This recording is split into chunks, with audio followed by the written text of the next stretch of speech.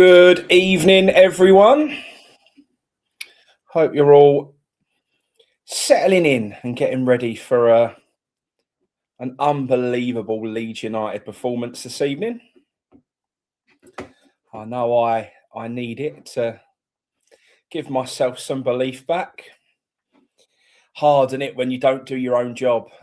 These situations always do what you've got to do, and then it don't matter about anybody else. But unfortunately, we didn't, and we need Leeds to do us a favour. So, yeah, marching on together. We're going to see you win. Mr. Ryan Chapman, how are you, mate? Hope you're good. Good evening, everyone. Yeah, Tobias, that was a tough one. Percentage of staying up. How many weeks have we done percentages of staying up?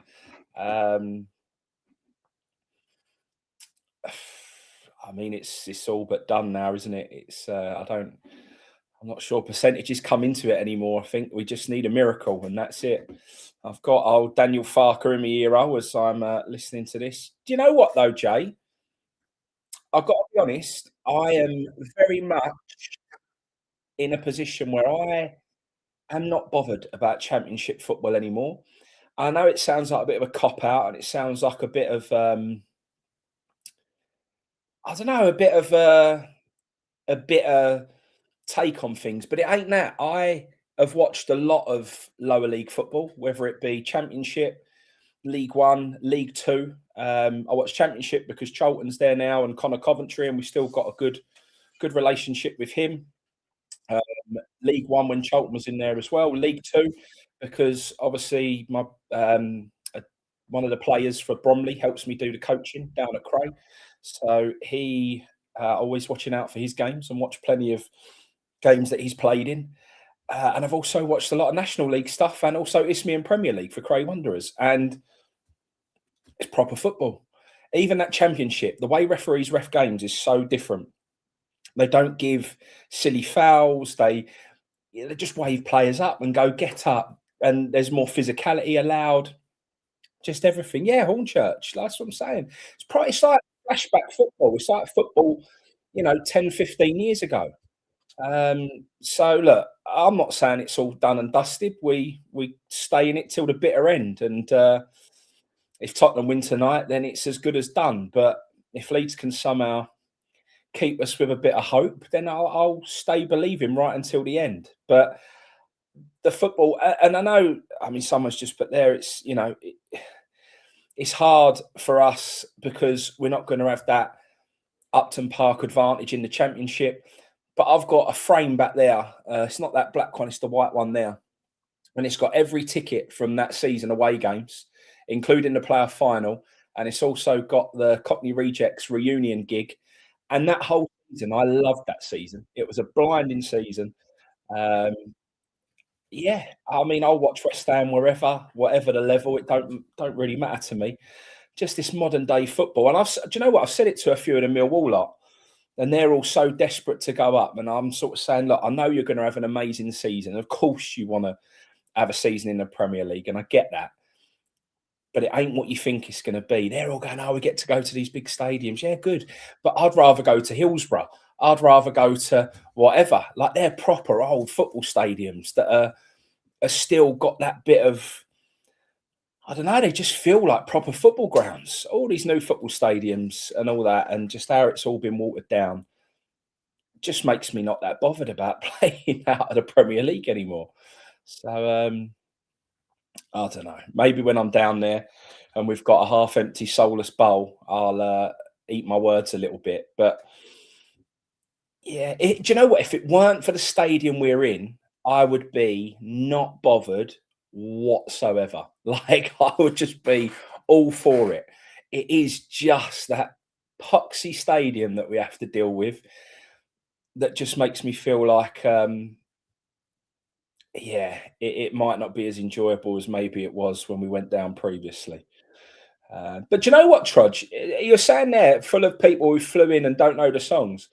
I'm not sure. I think you might find a lot of those people, and you actually saw it in the Championship. It almost clears out the tourist fans. Going down gets rid of those fair weather, just want to come for Premier League football. And you get the hardcore creep back in because you get some of those really old, grudges come back, and you get some of those old stadiums that you get to go to again and all that. So, yeah, I'm not sure. Maybe we'll see some of the old guard who stayed away because of things that go on at our club might creep back, and maybe it'll feel a little bit more like West Ham used to again. Who knows?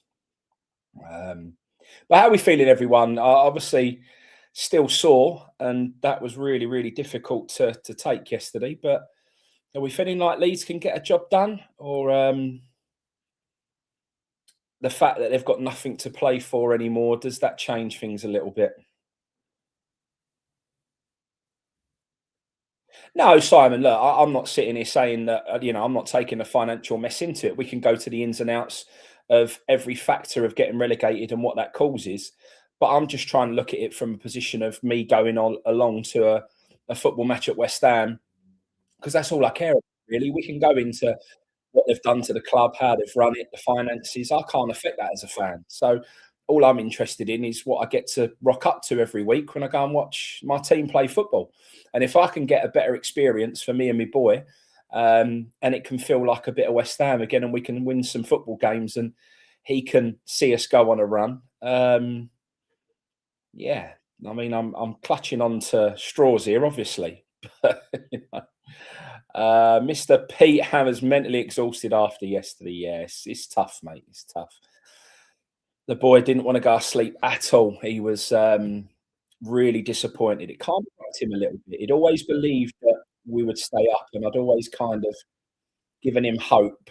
But now he's kind of resigned to it. And you don't, when the kids go to school and all that, the stick that they get and the thing that he'll get off all his mates and all that, you forget that. Do you know what I mean? It's not easy. Dean Marsh is in. How are you, mate? Evening, Frankie. Absolutely devastated after yesterday, obviously. As I said earlier, people are saying Leeds won't try now. They're safe, but I think Leeds have more morals than that. Yeah, you know what? I don't think it's necessarily down to whether they'll try or not. I think they're paid footballers. Of course, they're going to try, but there's just a slight change in mentality from a club who can pretty much make themselves safe this evening, which is what they should have done, versus a team that, I don't know, it helps that it's a World Cup year. I'm sure there's players in that Leeds side who have got their eyes on going on the planes and so on. So maybe that helps a little bit. They want to keep their form. They want to keep going. Maybe it goes the other way. Maybe they don't want to get injured. You just don't know, do you? So it is tough. Tough to see how this is going to play out. I think we'll know from the first 10 minutes what leads are turning up tonight. So yeah, 10 minutes. First 10 minutes are going to tell us a lot, I think. Yeah, as Trod says, it's character building for a kid being at school as a West Ham fan. Absolutely, mate. It kind of makes you very, I don't know, you kind of get used to not having it all your own way and winning all the time, which is good. Although the boy is still a proper winner, even if he loses a penalty shootout in training, he ain't happy. He's kind of got that burning desire to win. So Lee Vincent says he thinks Leeds will give 100% tonight. Let's hope you're right. Yeah, Paul WHU says, although relegation is not what we wanted, the club needs a radical change. And it's possible, yeah, sometimes clearing out the dead wood and going again, it just scares you that you could do a Leicester City, or you could do how many teams, big clubs go down and then go down again and end up just, yeah, not coming back. So I think what helps us, we're so fanatical as a fan base that regardless of what we spoke about a minute ago, the financial situation and what the board have put us in, because, and I know ticket money doesn't make up a massive part of financial revenue for football clubs anymore, but the fact that we will have so many people and our attendances will be so much higher than anyone else down there, it does help. It's a little bit different to the Premier League, where the TV money is so far beyond what you can earn through other revenue streams. But down there, we should always be a bit of a powerhouse in terms of finances. It's just whether or not our board are able to manage it. That's the problem. and we know we make terrible decisions. Look, I was speaking to someone earlier about how much we waste money and going through the players like Kilman, Hermansen, that we've absolutely blown so much money on. We just know how to throw money down the drain. It's ridiculous. Going back to Anderson, Heller, it's just crazy. Simon says, if we go down, so be it. It's about the football, the game for me. It's not about the Premier League. It's about watching West Ham. And that's me. That's exactly where I am. I couldn't care what league we're in. It's the day out. It's the people. It's That's what matters. But like I said, the difference is when I used to go Upton Park, I used to have the best days out of football. Whether it be going into the Village Wine Bar, going down the M&M bar, whether I was going in the Vic Tavern, Lord Stanley, I would always have a proper day out, and you'd almost float in between a few of the pubs and all that. And I used to love it. I just don't get that same feeling, that same day out that I used to at Upton Park. So it's not just the stadium; it was everything that come with it. Proper old school pubs that had a bit of character about them, and you know. So yeah, it's not quite the same. Leeds. Yeah, money waste on Vlasic, full crew. Look, full crew's being sent back to us. Can't believe that he's going to end up back at West Ham. Then again, I mean, he really did want to move, and that's why we ended up loaning him out. But maybe the Championship would be his level. He'd probably be quite dangerous in the Championship.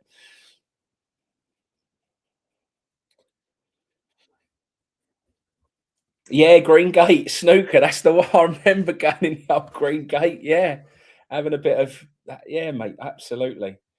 I did get in there a few times. You used to walk down from the Vic, and as you're going down on the left-hand side, there was a cheap chicken shop. I used to nut in there, have a double ringer of fire, it used to be called. And then the next pub that you come to on the left-hand side there was the Green Gate. Used to nut in there for one. It was, yeah, proper, mate. That was good times.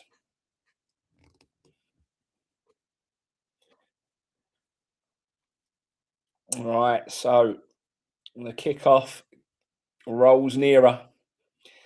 I mean, I ain't gonna comment too much on the game tonight. I mean, it's we're keeping our eye on it and we're having a look at what's going on in the game, but I don't kind of want to analyse it as a football match or give commentary like we do with West Ham games. I'd rather us all have a chat of what we're doing there, reminiscing, have a chat about where we are, what happens if we do go down, is there any way we can stay up? We'll just talk West Ham because that's yeah more interesting to me than a Poxy Tottenham match, but it's so important. I've agreed with Gio that I will tune in. I was going to keep an eye on it anyway, so I thought we'd come and have a chat about West Ham. So Barry Clark there used to start at Kennedy Kitchen shop at Barking Station and walk all the way to Upton Park when I was a teenager. Walked for miles. Yeah, I had a couple of different routes that I did when I was a Woolwich boy. For my sins, South London, I used to walk through the Woolwich Tunnel and then stop off at the Royal Standard, I think it used to be called, and then get a 101, or I'd get the tube up to Plaistow and walk down from the Vic Tavern. Yeah, done loads of different routes. This Poxy trumpet does my nutting and all. The worst sound in the world. Just goes straight through you, doesn't it? It's horrible. Blech. Paul Williams, Northern Monkey Iron. I want to stay in the Premier League, but then again, I'll get to more games and see the Irons lads I met in Prague. Fantastic week.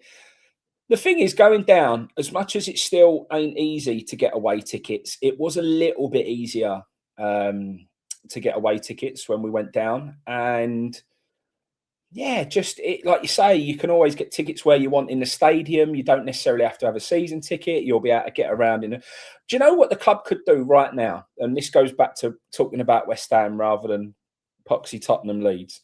But the thing that the club could do right now and start getting prepared for next season, whether you're and it don't matter whether you're in the Premier League or the Championship, you've got the Ironworks Alliance thing that's going on and it's doing well, and we've got a few flags and all that. But they should really be going all out to get a group of West Ham fans together again that actually want to get some atmosphere. They've disbanded the group that used to be there opposite the away fans.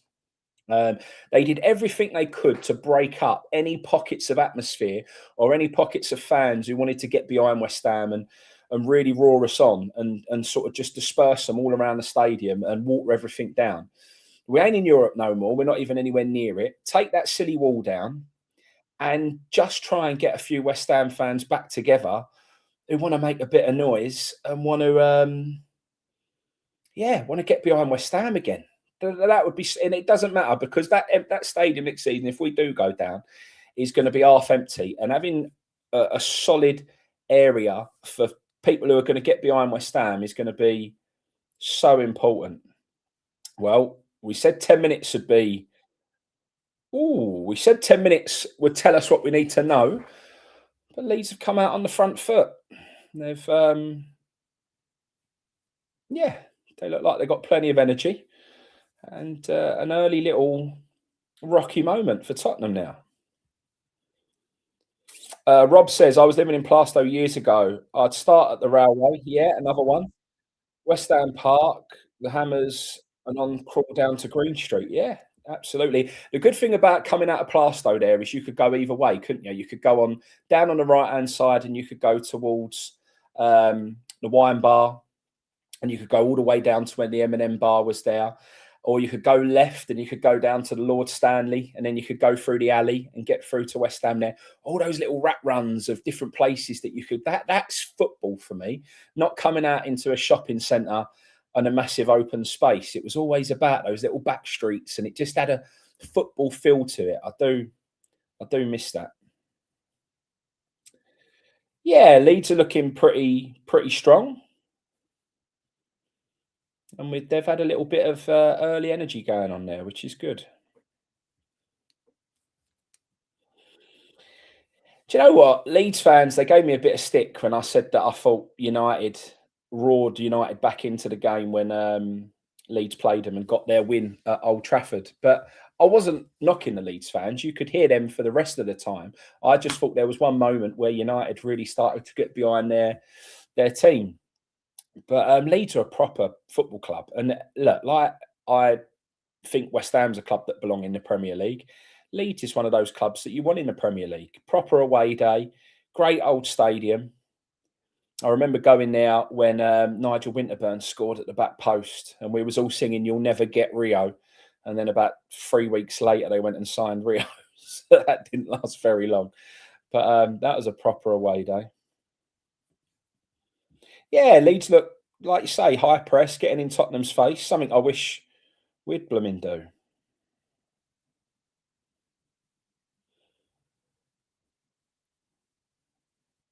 Finding a little bit of space and all Leeds here, which is encouraging.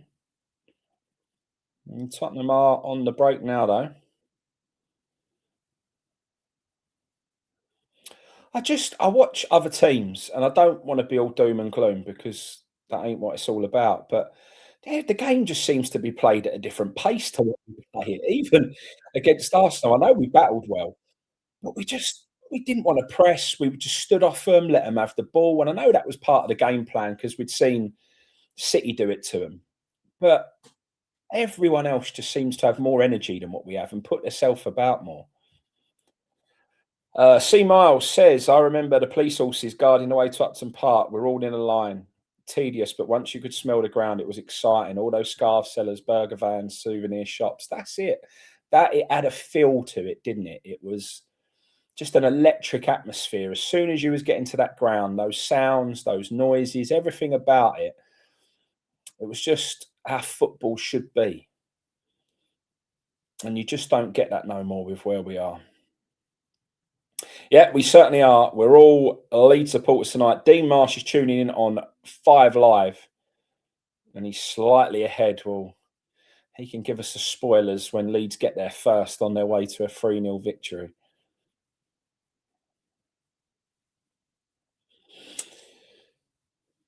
Yeah, Trod says don't really watch other games than West Ham anymore.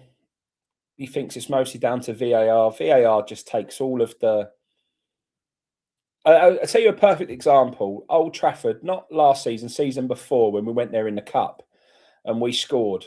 I think we did score first, and I just felt like the goal was going to be disallowed, so I didn't celebrate. And then the goal stood, and I'd miss my moment. So you even second guess yourself when you score goals now. You're like, oh, I don't want to celebrate because was that offside or whatever, and it's just not what football's all about for me.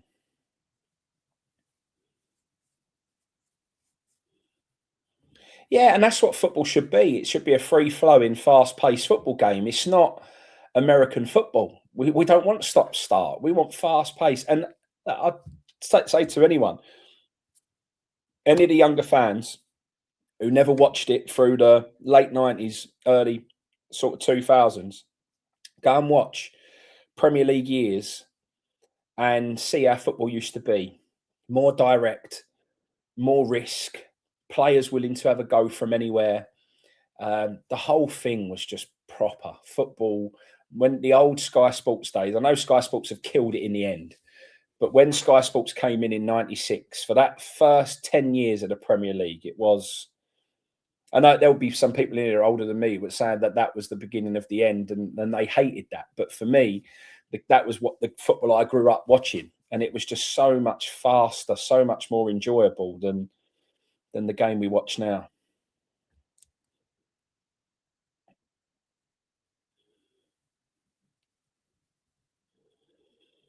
There we go. Goal kick. Yeah, pretty even start, I think. Tottenham looking lively, but Leeds looking ambitious as well, which is good. We wanted them to. We said 10 minutes. We'll review what Leeds have turned up. I think we've got a live Leeds here. I think we've got a Leeds who want to win the game. So fingers crossed. Yeah, Gary just said he hopes Leeds don't roll over. There isn't any sign of that so far, I don't think. Oh, Roger's saying all Spurs so far. I got my old bucket of tea with my old Mike Ashley on it.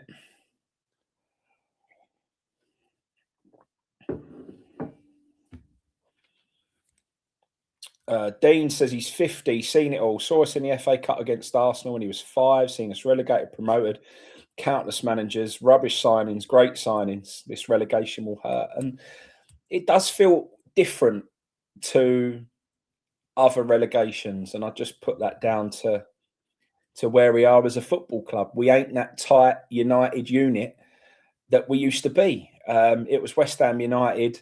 We know we have hard times, but we all stick together, and we ain't that anymore. And that's why I think it feels a little bit different to maybe how it has done before.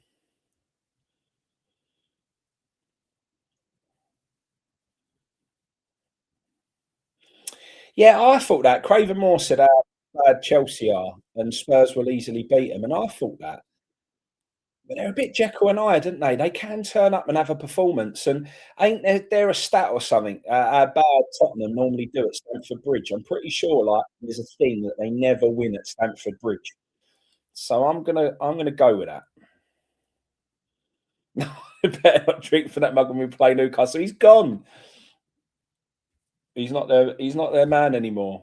But maybe you're right, mate. It could be a bit of a hoodoo. So I'll get one of my smaller West Ham ones. So I thought I'd get a big old bucket, so it would last me, well, maybe 2 half hour in or something. Craven Moore said, I think it's one win in 42 for Spurs at Chelsea. Yeah, exactly. So I mean, it'd be a very West Ham thing if it becomes 2 in 43 if they do it. But yeah, Ionic says relegate. Oh no, they're in. Oh, it's good defending that. Unbelievable defending. Strong as anything now. Brilliant. Looked like Richarlison was in there. He was onside as well. Curved his run. See what Richarlison's just done there, though, right? Proper striker. Bent his run brilliantly to stay onside. It was like Di Canio at Old Trafford when we won 1-0. Let's all do the Bartes. Exactly that. Bent his run, stayed onside. We just don't have a striker who's got that other than Wilson, who I know I've sort of been saying that maybe Wilson shouldn't start because he's better as an impact coming on, but I think we've seen now how often does he come on and put the ball in the back of the net? Maybe a proper striker starting is now what we need for these last two games. As a Newcastle United fan, that club is triggering for real. Go on, Mike Ashley. I have to say, and this will trigger you even more, but there's a couple of YouTube videos of Mike Ashley against a committee in a committee meeting, and he absolutely runs rings around him. And why he may not have been a good football owner, he was certainly a good businessman. And it's actually a really good watch. You have all these government councillors and elected MPs and all this, and he absolutely pulls strings. He's incredible as a businessman. Oh, a few people are reading it that Leeds don't look too bothered here.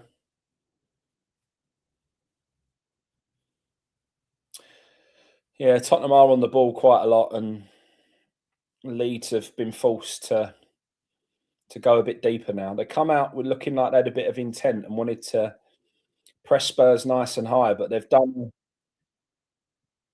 a Nuno here and got every man behind the ball all of a sudden. Barry Hamilton says Sully and Brady combo strip West Ham its stadium and heritage. This would be a different relegation with more serious implications for its finances and immediate future. And you can't disagree with that.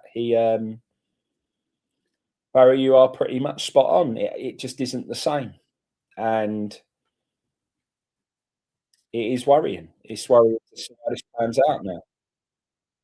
But it ain't over yet. We still keep hope, and if we go down, I think that bouncing back first season is going to be so critical, and we've got to get it right. And that's why I'm very nervous about the whole just keep Nuno thing. Um, I know he's got experience doing it, but I'm just whoever manages us that first season, it's got to be the right decision. And I'm not here in either way. I think Nuno he did inherit a mess, like someone just said there, but I also think he didn't understand the urgency early enough. I don't think he went to try and win games from just after Christmas. Really, I think we were too relaxed and too happy to accept draws and too happy not to go for games. So I think he's played his part, but he definitely didn't have the best start with what he inherited. I do agree with that. So, but we haven't discussed this yet. I'll discuss this on tomorrow's video. But the point I would say is Nuno and West Ham, and it's the both of them because I would imagine that the manager was consulted. But our roll of the dice to stay in the Premier League in terms of money, because the Sassy wasn't a financial transfer, or Tottenham are battling here and on it. Our roll of the dice to stay in the Premier League was Pablo and Tati. And I said at the time, if this is all you've got, if this is as good as you've got to roll the dice with your safety and long-term future of this football club is Pablo and Tati, I'm worried. And that's exactly how it's played out. I don't think either of them, I feel like we had to sign a player who was proven to score goals in the Premier League. And everyone was saying, oh, no one was available, this, that, and the other. There's always players available. We would have been out. You might have had to overpay a bit. You might have had to whatever. But I just think our gamble with the two players that we rolled the dice with was nowhere near good enough. Nowhere near. Catherine says, good luck, Leeds. Absolutely. There you go. So Craig Moorhead says, X said Wrexham turned down Pablo this season. There you go. Yeah, why are we watching this? We're actually not. Everyone's sort of telling me that Tottenham's in the game. I'm just having a good chat with some West Ham fans, which is making me feel a lot better after yesterday, to be honest. So yeah, I am keeping an eye, but having a good chat between West Ham fans is what it's all about. Yeah, and Roger, I said at the beginning, I obviously come in for a lot of stick saying that I've said Pablo had the technical ability of a Sunday League player, and I still stick by that. I don't think he looks like he's got a technical foundation of a footballer. I said that from the beginning, and it proves it because he may work hard and he may run around, but how many minutes has Pablo been on the pitch, and how many has Wilson been on the pitch, and how many times has Wilson put the ball in the back of the net versus Pablo? That's the difference between a player who reads and understands the game of football versus someone who just doesn't. And that's not being horrible to him. That's just how it is. And absolutely, that says it all. You know, he was a 250k signing, and for us to play, and that's what it actually boils down to. There's two things actually. The fact that one of the signings from our gamble to stay in the Premier League was him, and that's that's a problem. And the fact that also it was 25 million. If it was 5 million and it was at the beginning of the season, and he was potentially one for the future, I don't think anyone has a problem. But the fact he took up one of our big main signings to try and stay in the Premier League, and we massively overpaid for him, is what leaves a bitter taste in everyone's mouth. Tottenham flying balls into the box here. Leeds looking a little bit rocky, I have to say. Tottenham are very much on it.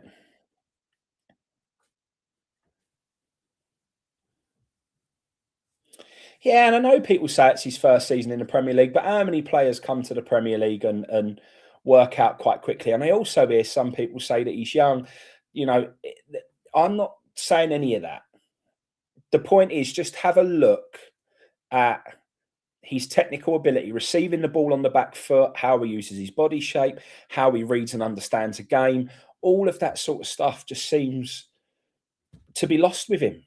And that's not down to the fact he's his first season in the Premier League. He's the foundations of his technical ability just are not there.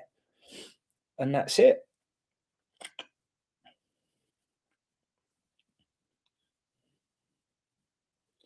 Yeah, Alex Chapman says there as well, desperately wanting Traore and hardly playing him. You know, Nuno, we didn't we absolutely pulled up trees in the end to sign Adama Traore because that was the man he wanted. He has one good game against Leeds, and you think actually he might be useful at times here. And then we've never seen him again. And it's just none of it makes any sense to me. Yeah, Roger, again, I totally agree. Move Bowen central, make him, and I know I prefer Bowen out wide. I think he does his best work there. But moving him centrally, because we haven't got a better option than him down the middle at the moment, and then also putting Adama Traore out on the right hand side. And the other one for me at the moment is Souček. I think Souček, I've always backed him. I've always said that he's been a brilliant player for West Ham. He gets West Ham. Hey, Leeds doing the old crossed hammers there. I like that. Go and score from it. That would be the biggest conspiracy theory ever. Um,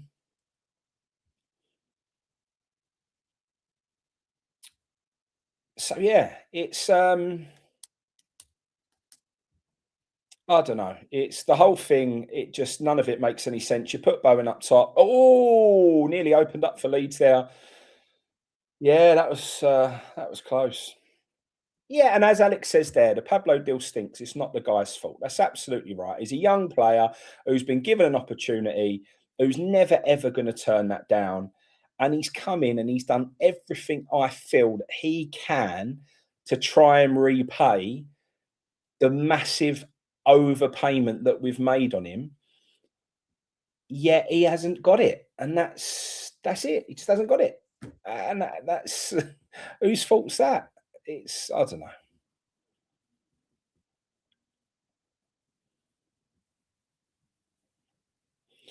Yeah, so the draw there said Leeds are safe no matter what. I don't think they care. They don't look like they don't care at the moment. They're up to go. KJP 5G says, I think if we had Alvarez and Fernandez in the middle, not Souček. Oh, that's what I was saying about Souček. Souček, brilliant player for West Ham. Go on, Leeds. Off you go. A break on for Leeds here. And It's still there. Go on. Ah, corner ball. Um, Souček legs go after 70 minutes now. So bring on Kante. When Kante's come on, Kante's looked dangerous. He looks athletic. He looks like he's got legs. He looks like he can drive forward. But we don't have the balls to, or Nuno don't have the balls to, you know, to make that change. And I don't understand because I look at Souček and I think, yeah, you've been great. You know, you're always worth a goal. You know, there's reasons why that he starts that game. But 70 minutes when he's got no legs anymore and the midfield starts to open up, bring Kante on. I just don't get why that's. Oh, header from Leeds. Keeper gets down well. Definitely not something to look at in terms of being over the line, but that was unlucky. Chris Wales says, just the little one down for sleep, been listening in. I have to agree with you, Frankie. Didn't gamble enough in January, suffering from it now. That's exactly my point with the Nuno thing. I don't think he read the room. He was sort of messing around with experimenting with a team, this, that, and the other. There were games where we had to go for it and try and win it. We didn't do it. And effectively, that's caught up with us now. And I'll put it down to the Crystal Palace game. I still stand by the fact that that Crystal Palace game was the best chance we had of getting some breathing space. And while everyone was respecting the point, I would have had the goalkeeper up for the corners at the end, just like yesterday. He's the whole thing is too little, too late. He's just been too relaxed and not urgent enough with getting points on the board to try and turn this situation around. And now we're ruining that in the end. And yeah, and I think he does it a lot. I think there are so many times in games where I think this game's there for the taking, and he doesn't read the room, and it's just like just the same changes, play the same way, never tries to take advantage of a situation. I don't know. I don't know. Dean Marsh says, tell you what, Frankie did that was exactly the same as when Potter brought in the forward from Brighton. What did him so bad? He never played. Yeah, we brought in that fella on loan, didn't we? Was it Evan Ferguson? Mark English saying Leeds are definitely up for it. Leeds are just having a spell. Bad ball there from Calvert Lewin. Calvert Lewin did what I tell 8-year-olds not to do, which is throw your hands in the air like a baby when the ball might bounce back to you. And it probably could have done if he would have stayed with his head in the game rather than acting like a petulant child. But there you go. Daniel Hill says, oh, Leeds on the edge of the box. Hit it. No free kick. For me, I can't understand. Kante hasn't played more minutes than Pablo in the running. And if I could, I'd get Carrick if he departs. I couldn't agree more. Carrick's been there, done managing in the Championship. Proper West Ham man. Not only a West Ham man, we've never had a Champions League winning manager at West Ham, and Michael Carrick would be just that. So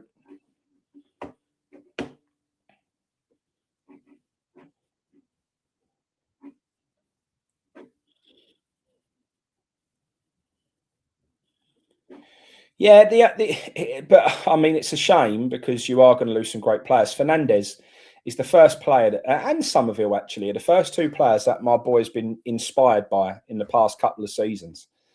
Wanted him on the back of his shirt, excited to see him play, and now they might be going out the door because we get relegated. But that always feels that way. Every time you go down, you're obviously going to lose your best players. So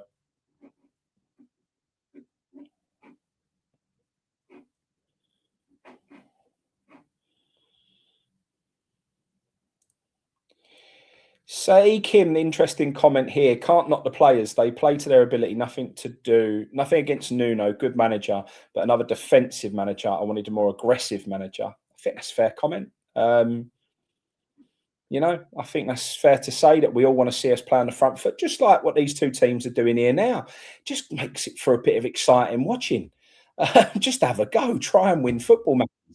It's been so long since I can remember West Ham trying to go out and be on the front foot as a football team and win games.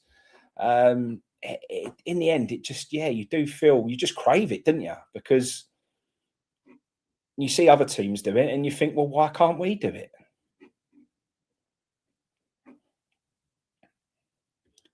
Yeah, Alex says it's going to be Scott Parker. That's another obvious choice there. Probably the more obvious choice because I don't think he'd cost much money. So it does make sense. I don't mind Scott Parker, but my problem with Scott Parker is he's like he should be young and full of energy, but he's more like your granddad who's got a blooming woolly jumper on.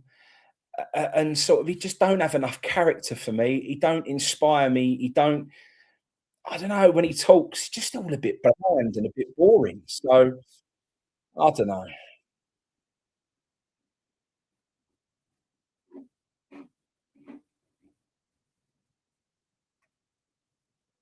I had Frank Grant in the Champions League with Chelsea, yeah, but he didn't as a player. I guess I meant as a player. It's like that situation with Man United at the moment. I was on the United stand the other week, and I'd done a favour for Gio because Gio couldn't do the video. And I said to them, I said, the problem is all your recent managers, you've got players in your dressing room who have achieved more in their careers than the people who are trying to manage them. And if the manager turns around to them and says, do this, they turn around and say, mate, what did you ever do in football? Who are you to tell me what to do? I've already achieved more than you ever achieved in management. I know it's mad and that shouldn't be what it's all about. But unfortunately, with the egos that are in football these days, it's just how it is. These players think that they are above the club, above management. Unless you can turn around and say, listen, I did it all in football. You need to listen to what I say.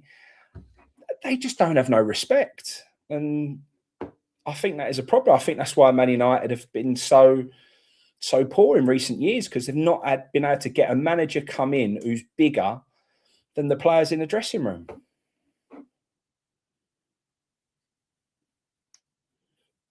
Daniel Hill says Scott Parker is tofu for me. Thanks, but no thanks.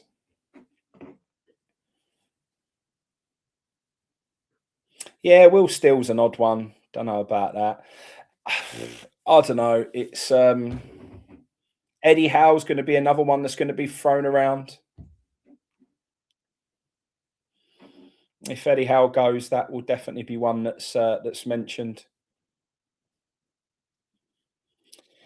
Catherine says, which youngsters would you promote to the first team if we go down? And this is my problem. That championship, I've watched a lot of championship football. The youngsters don't find it easy. It's very physical. Even Charlton, back end of the season, tried to bring in people like Connor Cody and players like that who there's actually a good player down at Charlton at the moment, ex West Ham. He would have done the job. Trying to think of his name now. Oh, I can't think of his name. But he's impressed me so far this season. So yeah, there's not really many youngsters that I would confidently say would be ready to make that step up yet. Not Reece Burke. It's another one. He's only literally just started playing for him. No, I'm good friends with Connor, and I'm good friends with Connor's dad. I'm gonna have to look it up now. He scored for Charlton the other day.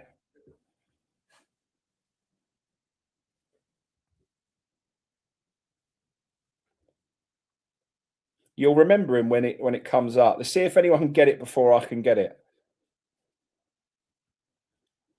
Is it Fevrier? Fevrier?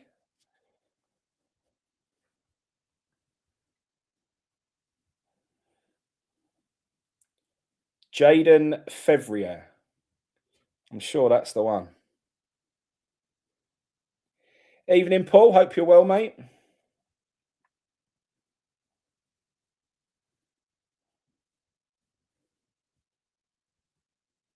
Yeah, that is him. Jaden Fevrier.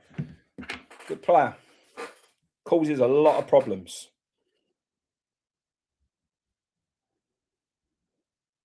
Yeah, George Dobson. He's a proper West Ham fan. That was a weird old situation that was because Dobbo was down at Charlton and we was having a good chat with him. And he was like, it was going to be the last big move of his career. So he'd planned on going to Hungary.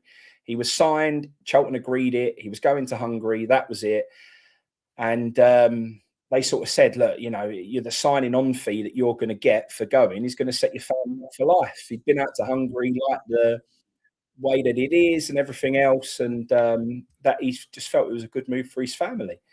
And then at the very last minute, it got hijacked, and he ended up at Wrexham. So that was a bit of a mad scenario that for him, really. But that it just shows you again when you start talking to these people and you start to understand why players move. He was like, "Look, I'm Charlton's captain. I'd love to stay at Charlton. Charlton are ambitious. We're kicking on." But he just said, even if they do get promoted and stuff like that, that don't mean as much to me and my family as my final transfer, big transfer for my career, and how much that's going to set my family up. And that's why he moves, not because he don't want to stay at Charlton, not for any other reason other than he wants to make his family financially secure, and that's it. And the way to do that is a big transfer, not by wages. Yeah, Earthy ain't going to be there, unfortunately. Maybe Spencer Fearon. Fearon might be able to. Sorry, Preston Fearon, Spencer Fearon, Preston Fearon. Um, maybe. I like Oya but I don't think he's big enough to play at the back in the Championship. Um, away.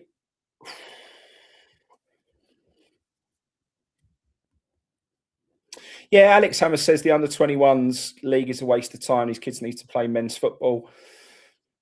Yeah, I do agree. And I'll show you the Spencer Fear in the box. So that's the one. I'm a big boxing fan. I watch a lot of boxing. So, but yeah, that's right. And what proves that is the under 21s would every season go down to Ebbsfleet for their sort of pre-season match. It's normally their first game when they come back from their break, and it looks like men v boys. They always struggle. I don't think I've ever seen West Ham beat Ebbsfleet in a pre-season game, the under 21s, because yeah, they always just look like men v boys. It's just easy. They just find it easy to cope with them. And if they can't do it against Ebbsfleet, then how are they going to do it in the Championship? It's a goal. No. Oh, has it stayed out? Yeah, see, Wilson is one that I felt would run riot if you could keep Wilson and Bowen. I mean, if you can imagine a front line of Wilson, Bowen, and Fulkrug, I mean, that should be enough to absolutely steamroll the Championship. But I just don't see him hanging around.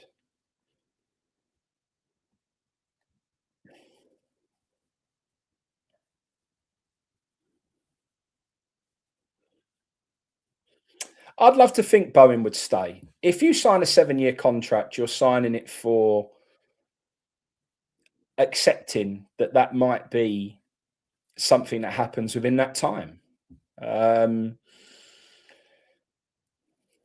I don't know. With Bowen, it's what is he going to get off having a move? He's already won a European trophy with West Ham. Is he going to go somewhere else and win a European trophy? Probably not. I don't think he's going to get in the England squad anyway. I don't think he's playing well enough. I don't think he's old enough to bounce back into form to put himself in a position for playing for England in a major tournament anyway. And he loves West Ham. So what is he actually going to get benefit wise from going to another club? I struggle to understand the reasoning for moving. I don't get it. I hope he would stay. But like you say, that's again, like we just said, you don't know why players move. Dobson moved because he wanted the signing on fee to, um, make his family financially secure. Bowen may move because the club say we need the money, and you're one of the players that we can sign to balance the books, and it could be the club that force him out. So, you know, I mean, you'd like to think he'd give us a season because we should be able to bounce straight back with players like that round us. But yeah, there's that Gio in now. He'd have been benched by nearly every other club over the last few weeks. Probably not wrong. He just hasn't been playing well enough, has he? So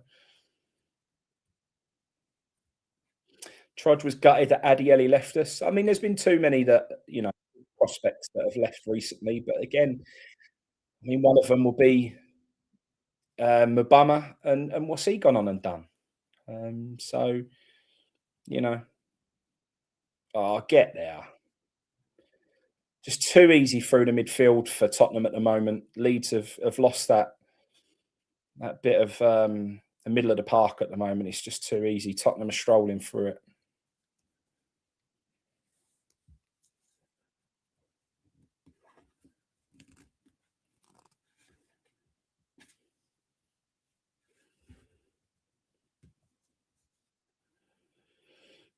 Well, 35 minutes, still nil-nil.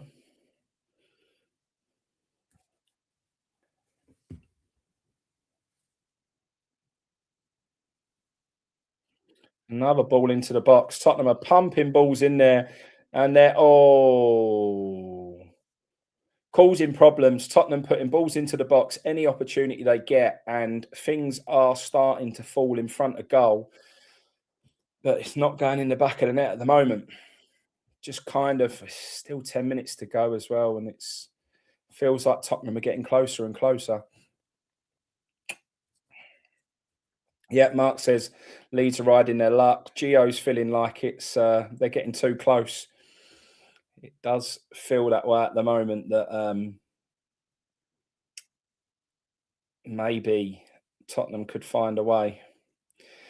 Come on, Leeds. They just got to start getting in control of that middle again. That's a great ball over the top, and Kolo Muani's causing big trouble down the right hand side. Good tackle from Sturk though, and it's a corner to Tottenham. One-way traffic at the moment. Roger Cook says it's a matter of time.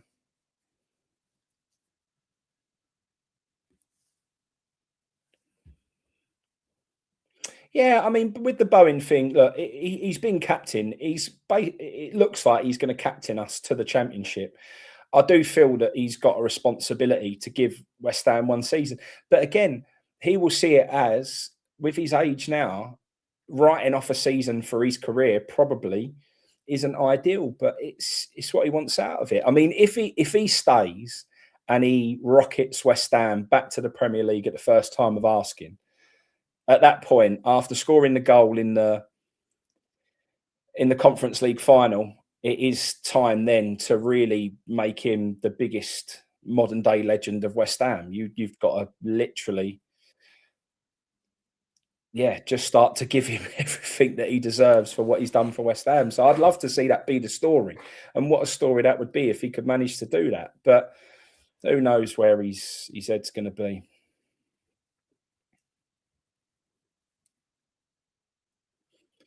Another corner to Tottenham. Corner after corner after corner right now.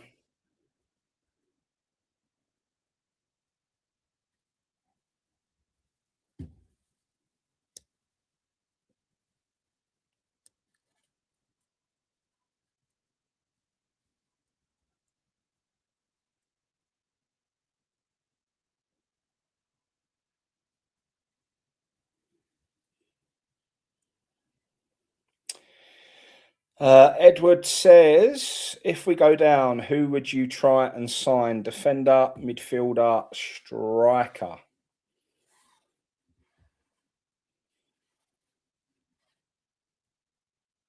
Oh, got his head on it, as Tottenham often do from corners, but wide of the post. Yeah, he certainly would deserve a statue then, 100%.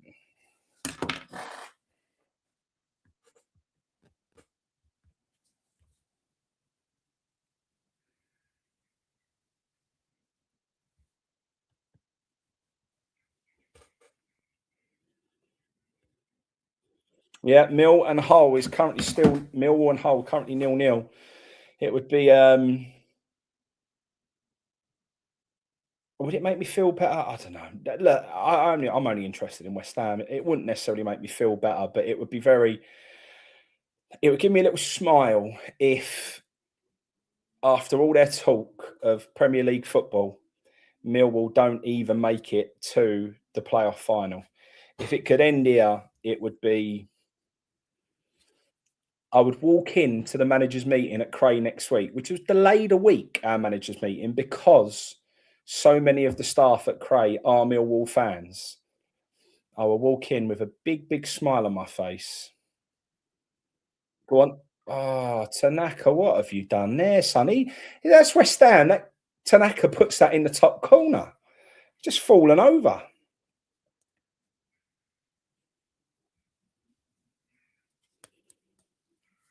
Yeah, Paul Spencer, we were saying that earlier. It's not just the VAR. Referees are clearly told to referee games differently in the championship.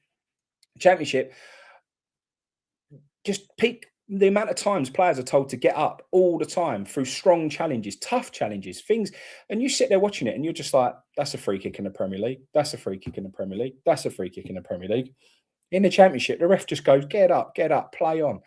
It is like flashback football to a time when football was a physical contact sport and a free flowing game. So, I mean, that is certainly one plus. Oh, really scrappy here, but Leeds have found a way out. Go on then. Oh, ref.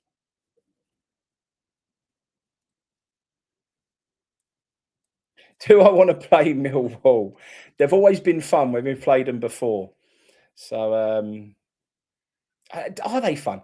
They love getting the better of us. So I don't know. They're always the atmospheres are unique, and you always look forward to them because they are electric. But Millwall were a London derby club. They love winning London derbies, and yeah, going to the Den when they was it 4-1 they spanked us. That was not a very nice day out at all. Yeah, Gio said there as well that the mad thing is sometimes it's the same ref. Absolutely, it is 100%. And this ain't no conspiracy theory or anything like that because all that does start to do your head in the end. It's just very clear that refs are told to manage the game differently in the Championship versus the Premier League. Totally differently. It is so clear and obvious for all to see, and it's just a different game. Absolutely a different game. Paul Taylor says 46 games is a slog, really challenging. And once you start to struggle with injuries, it's relentless. No, absolutely. It is. But that's where, as the powerhouse that we are, to attract the best talent in that league with what we should have a very, very strong academy. It's a bit like Liverpool in the Premier League when they whinge about injuries. And it's like, well, the amount of money you spend and the squad you've got, what have you got to whinge about? And it's another free kick to Tottenham. Just got to get to half time here, Leeds. Got to get to half time.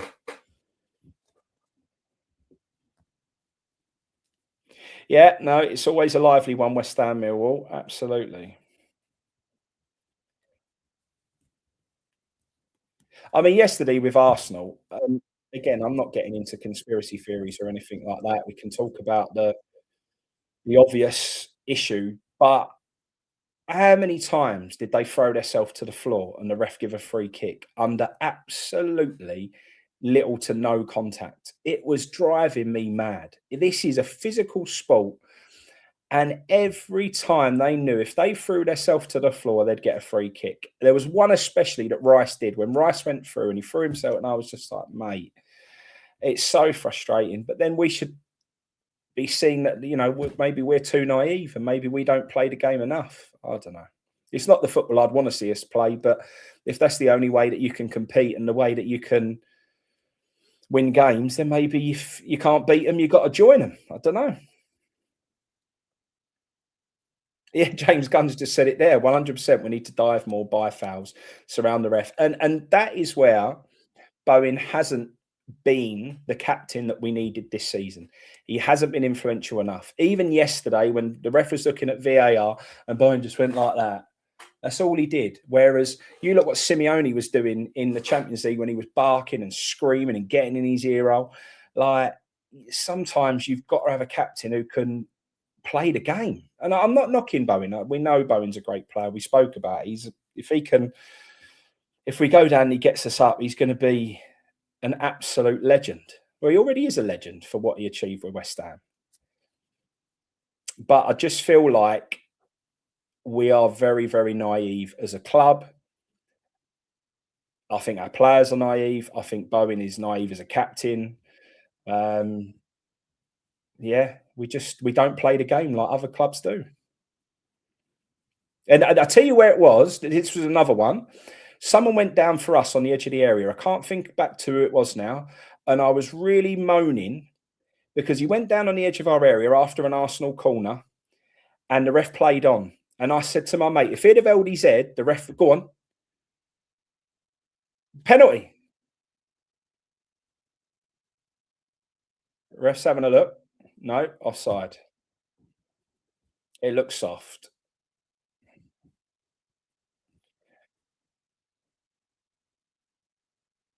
Jason Murphy, this is called a watch along, but it's more of a keeping an eye on and West Ham talking West Ham because I haven't really got much interest in talking about Tottenham, to be honest.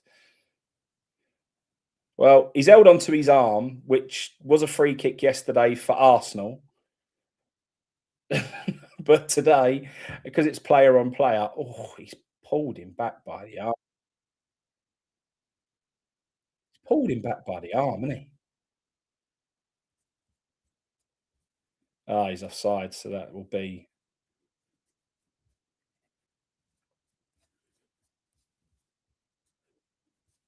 Well, if they're consistent, this is a penalty as long as he's not offside. No, please. He's grabbing his arm. He's pulled him back. There's certainly more contact there than what was on David Ray yesterday, that's for sure. But it is, he's offside. He's offside. There's just everything that can go against you goes against you, doesn't it? It's going to be offside.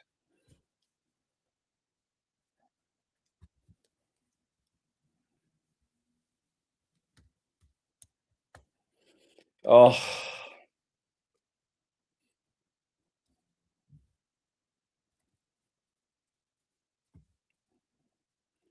nightmare, innit, eh? Yeah, it was almost a penalty to Leeds. It probably would have been given as a penalty, but his toenail is offside in the build up. So no penalty.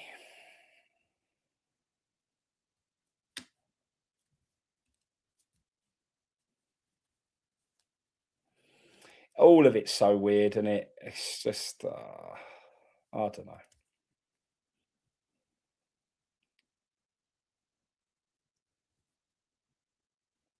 I didn't even know there was a 5 centimetre rule. It all seems to change all the time, but that's just another typical. And what we spoke about when you get yourself in it, everything seems to go against you, and that's why you just can't get sucked into being in the bottom three.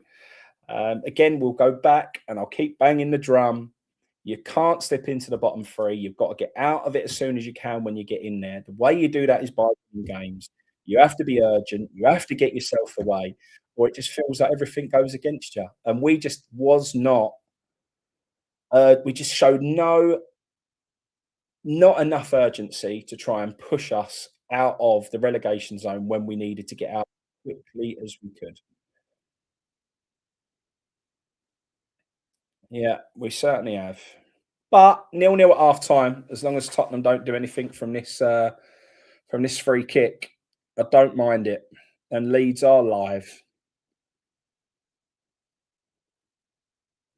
Keeper's ball. Job done. Nil-nil half time. Leeds can still do us a favour, yeah.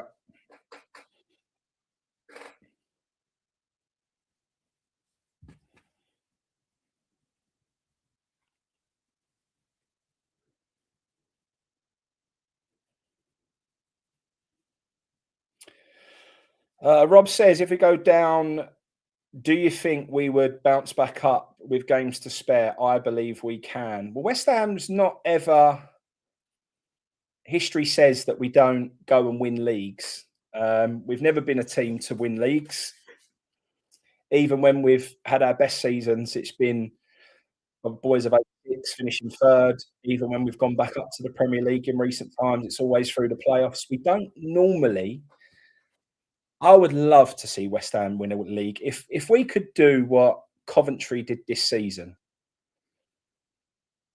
it would be brilliant because my boy would see us win loads of football matches. It would be you would have had to win loads of games to do it. He would have the season of his life, and to be champions at something, albeit not the top league, it's still nice to be champions. So yeah, I would love us to win the league. I used to always say that the way to do it is by winning the playoffs, having your big day out at Wembley. I'm not sure I'm there no more. I'm seeing these teams that go on and win leagues. I seen Bromley and George. He went and won League Two, and his goal, first touch in league football. George Evans, big West Ham fan. If you haven't checked him out, check him out. 19 years old striker. He helps do the coaching down at Cray Wanderers with a couple of my teams. And he had his first touch of league football and scored an equaliser in the 111th minute. Or was it the 101st minute? It might have been the 101st minute. And that ended up being the point that got on the championship. So they won League Two. So yeah, there you go. Two Onion still got his West Ham second division winners mug. So yeah, West Ham's last second division championship was 1980, 1981. That would be just, yeah, I would love to see us do it by being champions instead of doing it via the playoffs. But again, it's a big ask. It's a long season. I think you've got to have everything in the right place to go and win a league. I would listen to all the podcasts, Business of Football with Charlie Meffin, and you listen to some of the other ones who have got football owners involved. And another one is Dorking Wanderers and Mark White. They all talk about how the most important thing is to ensure that your players do not get injured. The fitness and well-being of your players to make sure they don't get injured is what wins you league. So Charlie Meffin's now got a second division Belgium team. I think they've just been promoted. And he was saying the first thing that we did was make sure that our first team just didn't receive injuries. That whole, player well-being, the physio team, and even George, who's a 19-year-old, the data that they produce down at Bromley on these players about when they come back from, when they come back to pre-season, they literally tell you like the strength of your muscles in different parts of your body, and they go through, and the data they get is incredible. And they were saying to George, look, you've got to improve 30% on this muscle, and you've got to do this, you've got to do that. And the whole thing is planned out to ensure that they are absolutely perfect athletes.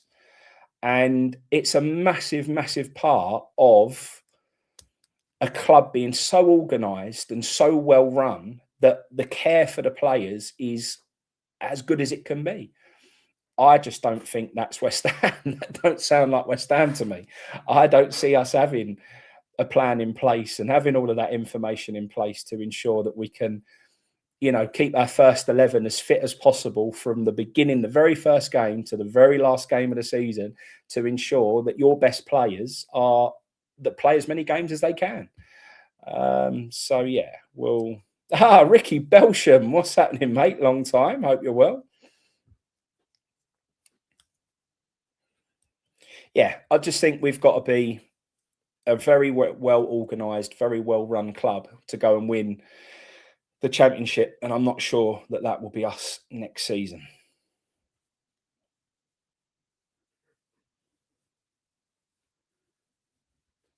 Rob Willis says, how Baz been? I've been speaking to Baz. Baz is now an ice cream man, a very innovative ice cream man. He's like Willy Wonka, comes up with some amazing little differences to stand out. He puts it all over social media. During Easter, he did.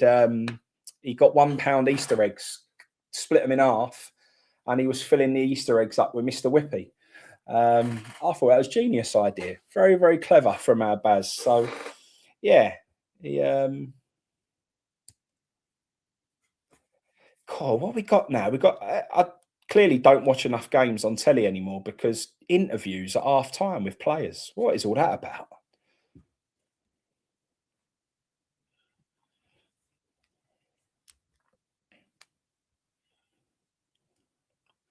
Marielle says that she's going to beat Spurs for you. I would appreciate that.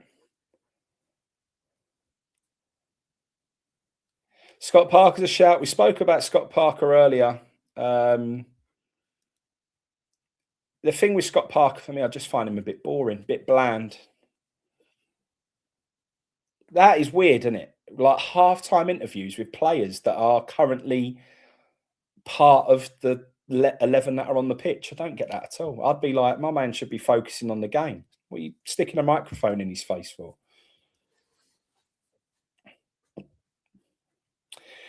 Brian, don't mention relegation on goal difference because that will give Gio the fear. We did a prediction thing a little while ago, and it really stood out for Gio that one of the routes to the last game of the season was that we got sent down by Tottenham on goal difference. So that would be a horrible way. We got Chrissy Bunton in now. We've got Ricky Belsham. We've got Chrissy Bunton. All the old faces are coming in. Everyone's joining tonight. Scott Parker would be Sean Dyche in 10 years. You ain't wrong, mate. Scott Parker should be a youthful young manager with energy and whatever. And he stands there in a grey woolly jumper like he's your 90-year-old granddad. You expect him to get out and give you a Werther's original. Like, I just don't. Yeah, he ain't. That was unlucky, that header. How to keep the save that. Unbelievable save. Unbelievable save.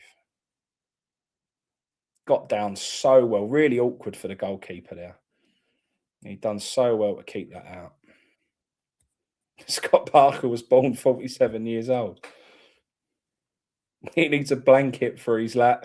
Scott Parker is dull. See, there's so many opinions that are similar. I just don't see him as being an inspiring man to fire you up, to get you back to the Premier League. I don't know.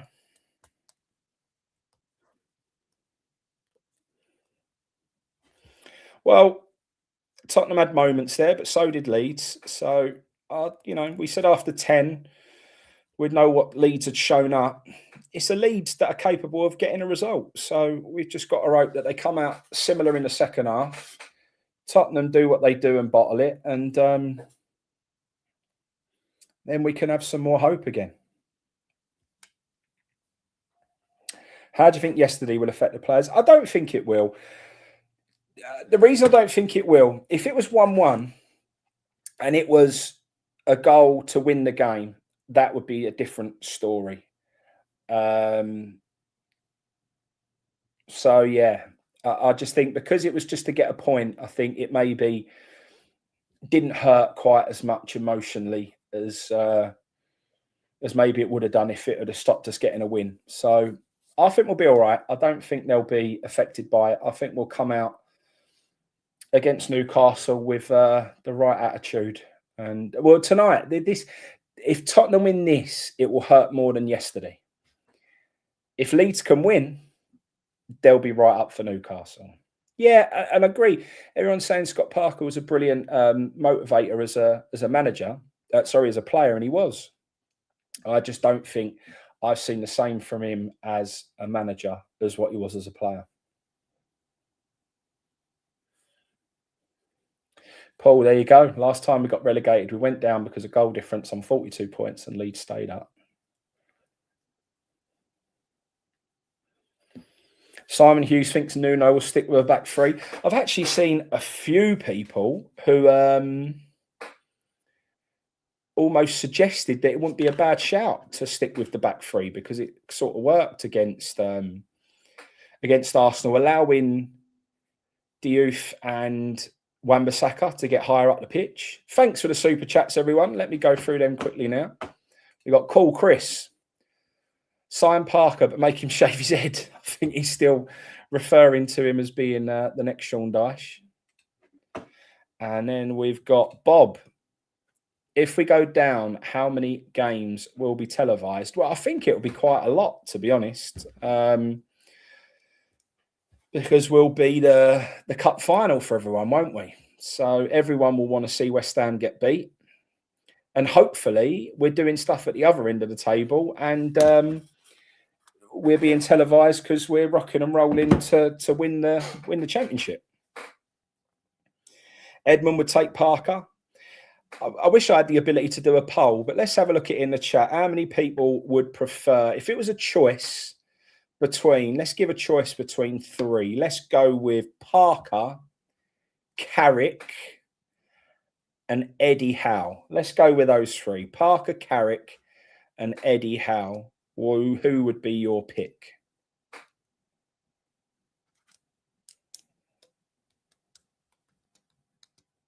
It was Bolton that stayed up at West Ham's expense in 2003. That was always a bogey ground for us, Bolton. I remember going to Bolton a few times and getting done. When old Fat Sam was there with JJ Okocha. Overwhelming for Carrick here. Absolutely overwhelming for Carrick.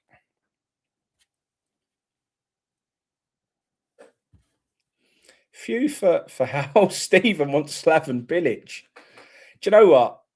I didn't think Slaven was the best manager, but he was definitely the best man for me in terms of he knew every single member of staff's name.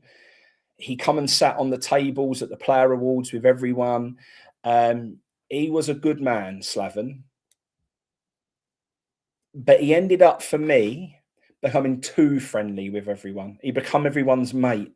And as a manager, you don't want to be everyone's mate. You still need to be the boss. And that was the bit that he got wrong for me. He was over friendly with too many. Marco Bielsa, bit of Beelzebub. Mark Noble from The Real Deal. What has happened to Mark Noble? When he first took that role on, he was quite prominent. You saw him around. Face was quite visible within the setup. Seems to have really disappeared of late.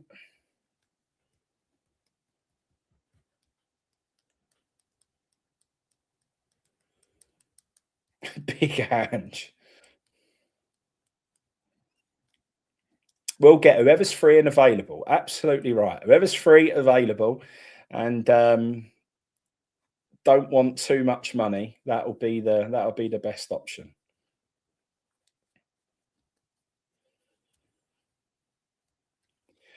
Well, 0-0 at half time. I think similar to how we would take that at half time against Arsenal. I think I was happy to take that in this. So, Mark Waldron, mate, as a Charlton supporter with an old man who was an Hammer, be good to see you next season if things go belly up. Mark, I do get down to Charlton quite a bit because I can get there after training on a Saturday afternoon. So, yeah, I've been to many Charlton games this season.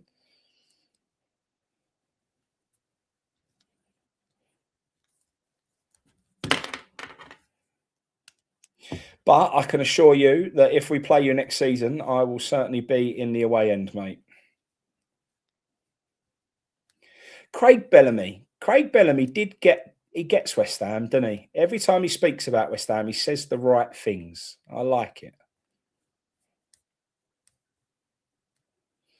Darren Bow says, only 238 likes. Let's do our thing and get them up. I would massively appreciate that. And I'm sure Gio would as well if people could give the thumbs up. These offsides are just mad, isn't it?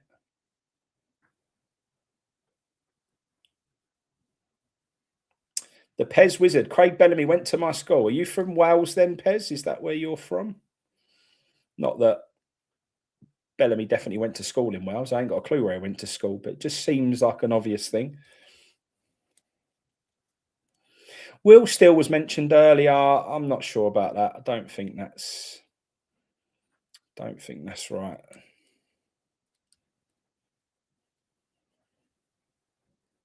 No, there wasn't a poll, Nix. I don't know how to do that sort of stuff, but we just put it in the comments who we would fancy out the three.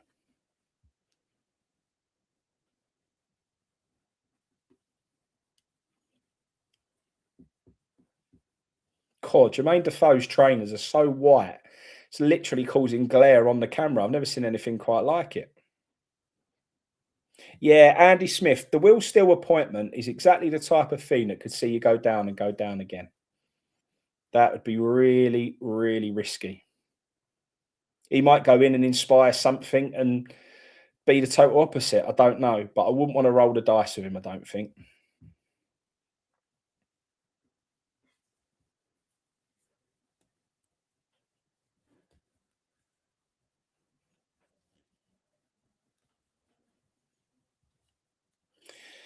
I think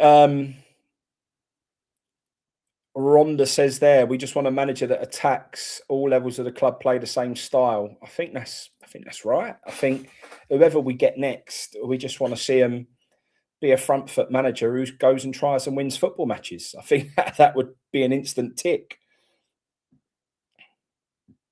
No, we've got a.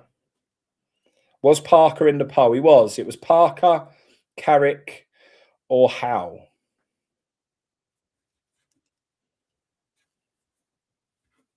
I just think Carrick's so good. And we all, when he was Middlesbrough manager, so many of our fan base said that they wouldn't have him, which I didn't really understand because I think he gets West Ham, he knows West Ham, all right. He said he'd only ever leave to go to Newcastle, and then he obviously went to somewhere that we're not really accepting of players going. But I just think he's been there and seen and done it all in football. And he had a really good run as a Middlesbrough manager. Okay, he didn't quite get the job done, but further down the line now, even more experience. Just feel like he would be the one for me, but obviously it's very, very unlikely. But I think Man United would be mad to get rid of him personally. But there you go. Yeah, absolutely. His stock is probably a little bit too high.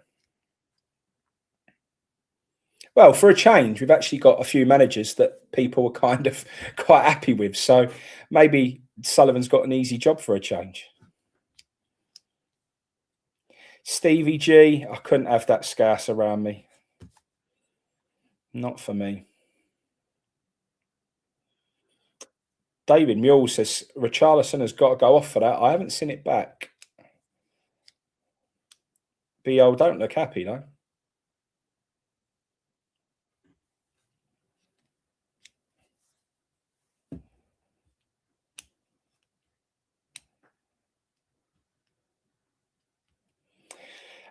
Cabby says he's not watching the game as it going. Leeds are playing to win, I would say. They was very unlucky with a potential penalty decision that was ruled out, or it weren't even given, but could have been given, but they were offside in the build-up by like very, very small margins.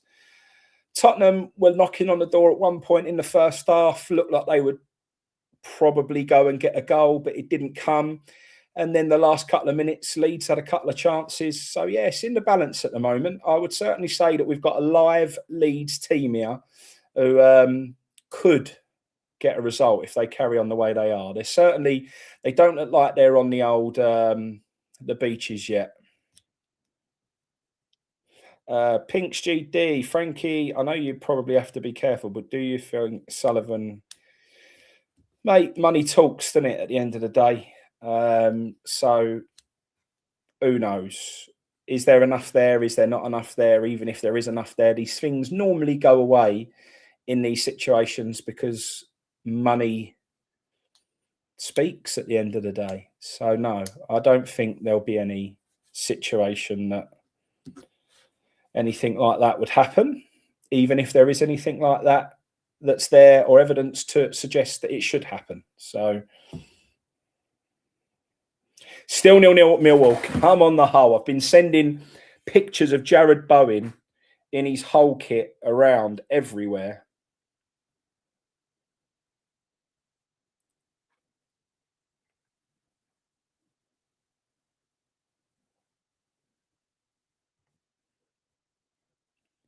This Calvert-Lewin's hard work.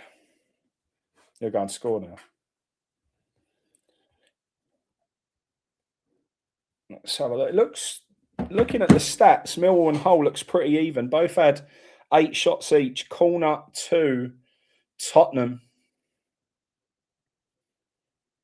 but Millwall certainly got the majority of the possession. However, the XG is in Hull's favour, so it seems like Hull's a lot less possession than Millwall, but seems like they might be making the better of it. Would we take a draw here? I suppose you have to, don't you?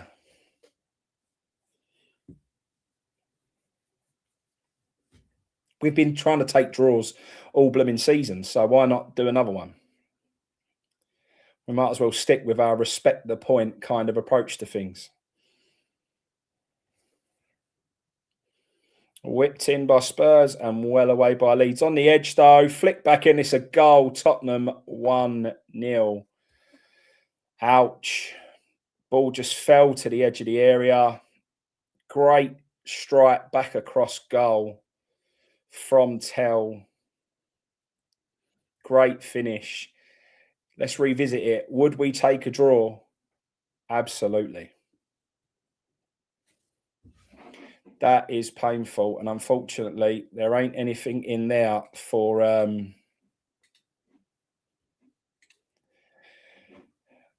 VAR to rule anything out there. Where's VAR? There's nothing there that VAR can get involved in, unfortunately.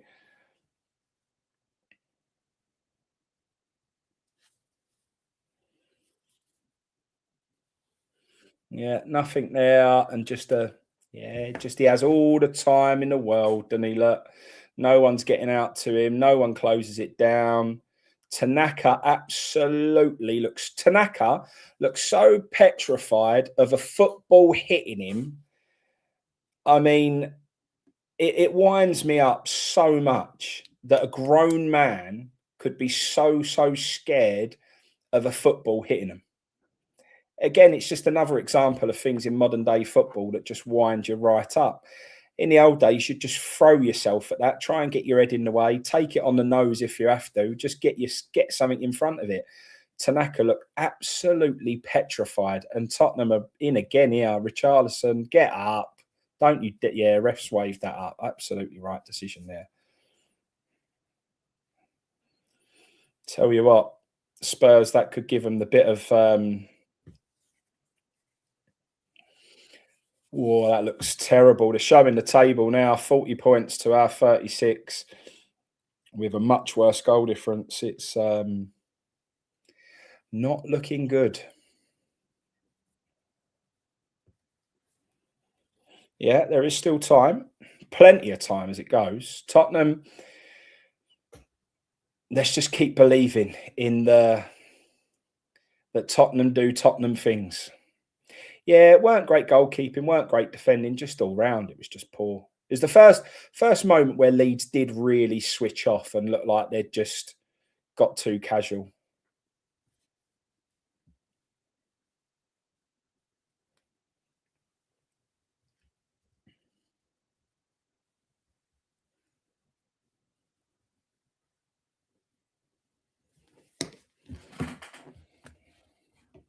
Well, let's see how Leeds respond here now.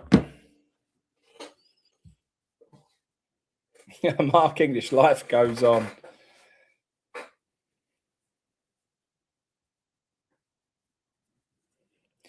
Just look at them, though. Just look at them Spurs fans. I can't stand them. Everything about Tottenham, I just can't.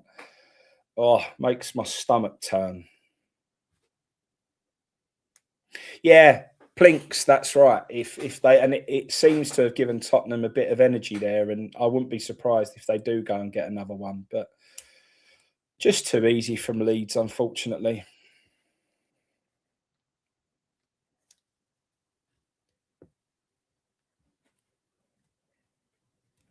Nowhere, anywhere near him.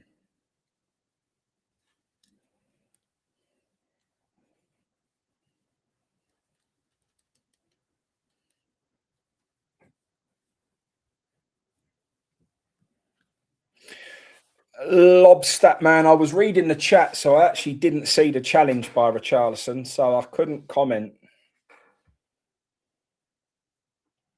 No, Leeds are trying. If you're not watching the game, Leeds have been live. And Steve's just said they're not playing like they did v Man United, and I agree with that. They come out pretty lively, tried to get in Spurs' faces, then did a Nuno and sat really deep. They're bringing a player on here, Leeds.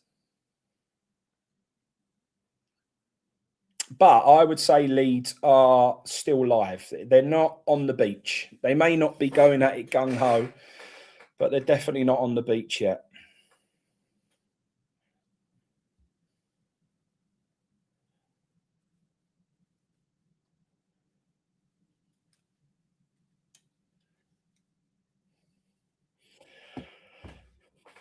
I wonder if this will let me watch the thingy game and all, the championship. Let's have a look, see if I can watch both.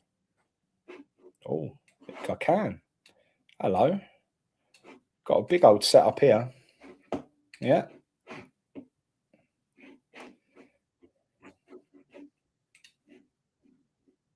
No. It opens up the window, but I can't watch two at the same time. That's a shame.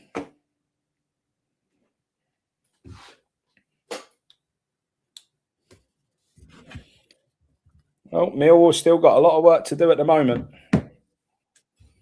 And the longer the game goes on at the Den, the more that Hull could nick something. And all Millwall's massive efforts this season could be undone.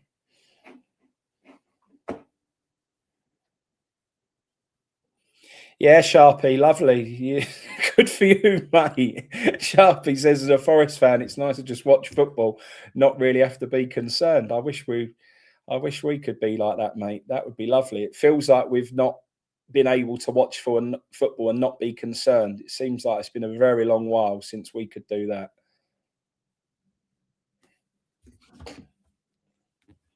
Ball into the box, straight through to the Tottenham keeper.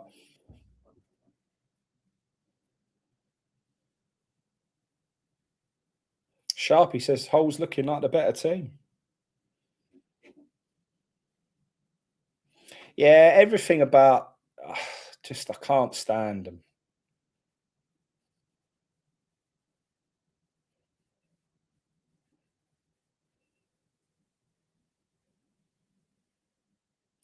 James Gunn says that Spurs won't beat Chelsea or Everton. Nonsense, wake up. We won't beat Newcastle and Leeds. So what's difference does it make? I feel like we would have beat Leeds on the last game of the season. But Newcastle's the one that I've never been convinced that we will win that game. Pablo in the championship, filling me with joy. Tottenham's in again as Richarlison missed that. Wow. Good ball across the box. Massive target to hit from Richarlison. He blazes it over the bar. You've just said there, Pablo in the championship's filling me with joy. He ain't. He ain't even. And someone's just said there, G. Walsh is a poor man's Vazte. It's a massive insult to Vazte. Vazte had a bit about him. Vazte scored that unbelievable goal. Like, you know, if you even if you go down, Pablo ain't going to give you.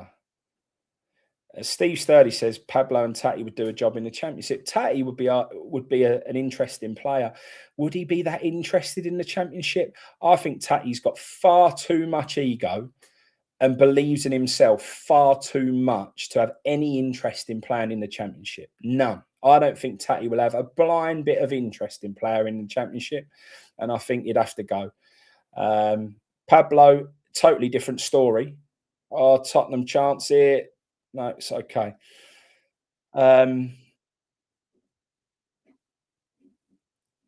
Yeah, Shooter McGavin just said there, Tatty will be off straight away. He'll be off. The first one to pack his bags and be out that door would be Tatty. Don't for 1 second think Tatty would play 1 second in the championship. Wouldn't ever do it. Wouldn't do it. But Pablo in the championship will be either he will look worse than he looked this season because he'll be around worse players and it would expose him so much. All those little pockets of space he gets into where he plays one pass per game that looks like a good pass, even they wouldn't happen. And it would just be, go on. Yeah. Call Chris here says, with the super chat again, thank you, Call Chris, massively appreciated. He says, don't disrespect Vazte. The lad scored bangers. Well, I did say at the beginning when we first signed Pablo that he wouldn't score a goal this season, and it's looking like that could be the case. Tottenham have played a quick ball forward. Richarlison could have been in, but good defending from Leeds. No, G Walsh, we're only playing, mate. We're only on the wind up. No, I know you didn't mean any disrespect to Vazte at all, mate. We totally get that. Alex says Tatty is crap anyway. I mean, you know, I think he puts himself about. He's certainly nowhere near the player that he thinks he is. That's for sure. He thinks he's a world beater, and he's far from that. But um, he ain't the right player for the Championship.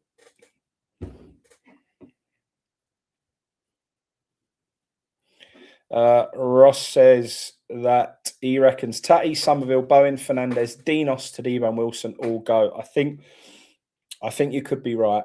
I think Wilson would have stayed if we'd showed Wilson more respect. I don't think Wilson should necessarily have started more games, but I think he should have come on earlier in a lot of games. And I think our lack of belief and our lack of faith in what Wilson does as a striker will be the reason that ultimately he goes out the door. You saw him at the weekend when Arsenal scored. The camera panned over to the West Ham bench, and Wilson was like, I think he believes that he could have. Well, if he was in the position that Fernandez ended up in, you fancy Wilson to put that away. So I think he believes. I think Wilson not believes. I think Wilson knows that he could have had more impact for us this season if we would have shown more faith in him. Will Kilman go? Do you know what? That's probably one that will stay just because no one will give him the wages or put up the money for him. And ultimately, he won't have no choice but to play Championship football. Yeah, Steve Sturdy just said exactly the same thing there. You see it how I see it, mate. It's all right saying, what will Kilman do? Who would want him? Yeah, can you imagine Kilman and Pablo as your two core senior players in the Championship? That would be something to be seen, wouldn't it? Eh? Come on, Dean Marsh has said Hull scored. Hull scored. Get in, Hull.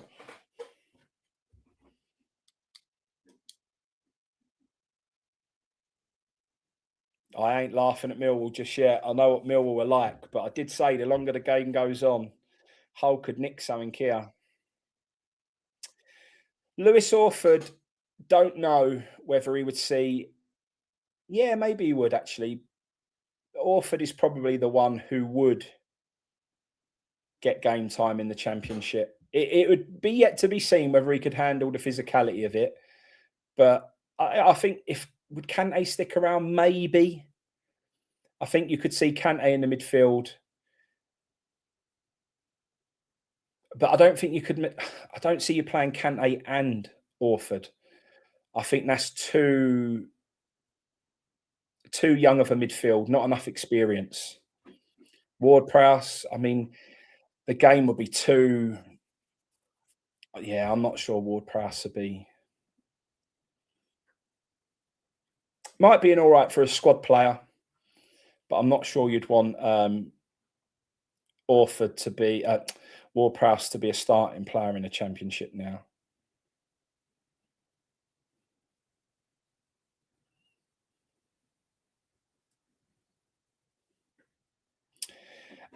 Leeds are already safe. Leeds were safe when we lost to Arsenal, so that's already happened. But Leeds are trying, as we said. Leeds are, like I said, I don't think they're necessarily at full speed like they were against Man United, but Leeds are trying. Ward-Prowse would break in the first 4 games. You're not wrong there. Dougie says he thinks we got one of the best teams to be relegated. Many will probably disagree with me. We've got a handful of players who could play for top four clubs. This just highlights the absolute mess. I'm not quite there. I think if you're a team without a proper striker that plays, I think you get everything you deserve. You win matches by scoring goals, and I don't think we've got a proper goal scorer. Yes, you could argue that Wilson is one of those, but he hasn't played anywhere near enough to suggest that, you know. So yeah, I don't know. I look at our squad and I think it's all right, but at the end of the day, if it was any good, we wouldn't be in a position that we were in. And I know there has been a bit of a mess, and then Nuno come in. Everyone says Nuno's a good manager. Okay, results improved, but still, he hasn't done anything more than what Forest and Leeds have done. So I don't know. I mean, Somerville's a good player. Who are the people who could get into? I'm not sure there's any top four players. I don't think Fernandez gets into a top four side starting every week now, but he will do eventually. I think he's a great player and will go on to bigger and better things. I'm not sure he's there yet. Somerville, same sort of scenario. Bowen not been on it all season. At the back, Mavropanos has come good, but not sure. Yeah, I don't know. They're all sort of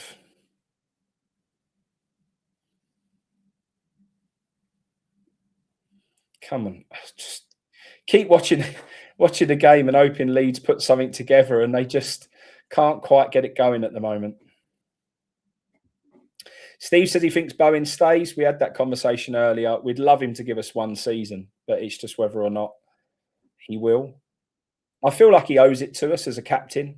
If you captain your side to relegation, you should see a duty to try and stay on for one more season to try and get them out the trouble that you captained us into. But whether or not he will, because he's just at that end of his career where he can't throw away a season. After that, he'll be 30 something, and any opportunities of a big move kind of starts to disappear. Go on then. Tanaka's won the ball back in the Tottenham half.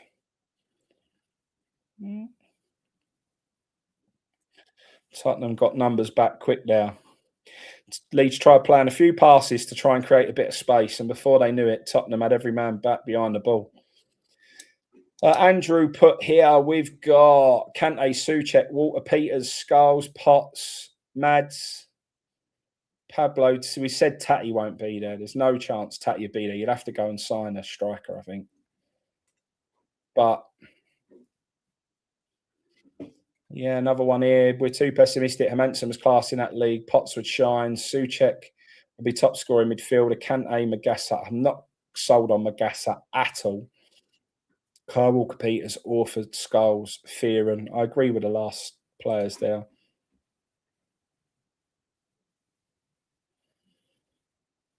Okay. Leeds deep in the Tottenham half here. Trying to make something happen.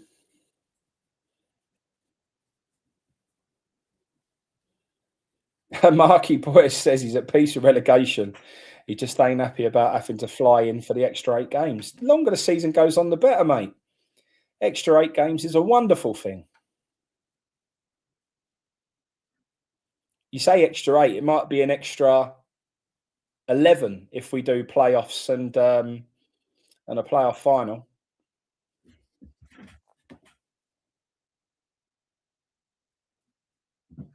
What's happened here?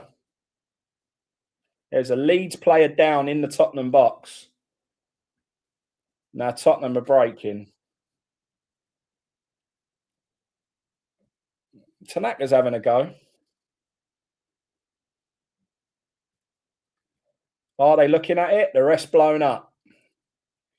A Leeds fan still down. He's holding his head, which should have been the game stopped, but they let Tottenham counter attack.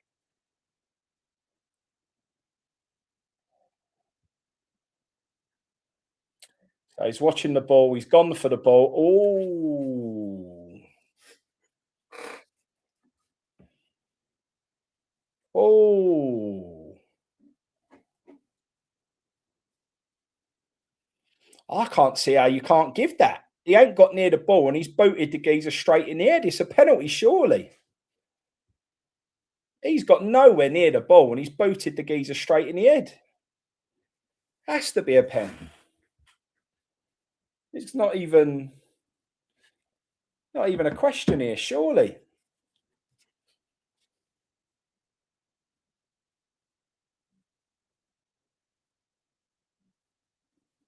All the Tottenham fans singing "You're not fit to referee." What are they talking about? So the Leeds player clearly heads the ball away. The Tottenham player gets nowhere near the ball and kicks the Leeds player straight in the head. It's a penalty.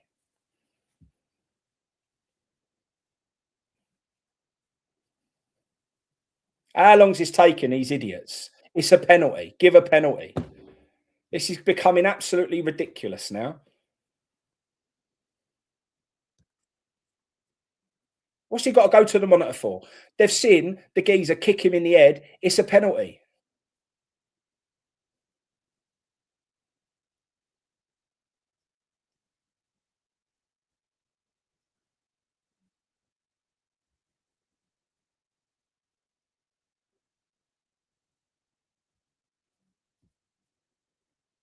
I mean, they're never going to give the red as well, but it's got to be a penalty.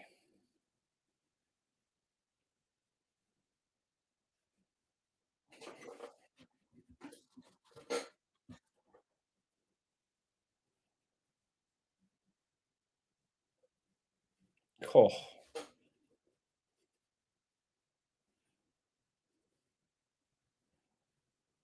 how long is this taking, though?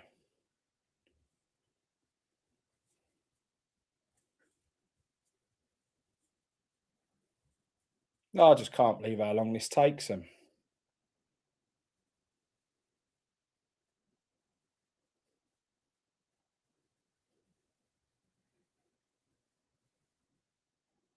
This is just absolutely ridiculous.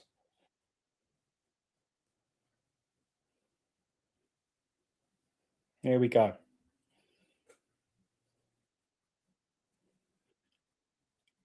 After review, Tottenham number 11 commits a foul. It's a penalty kick.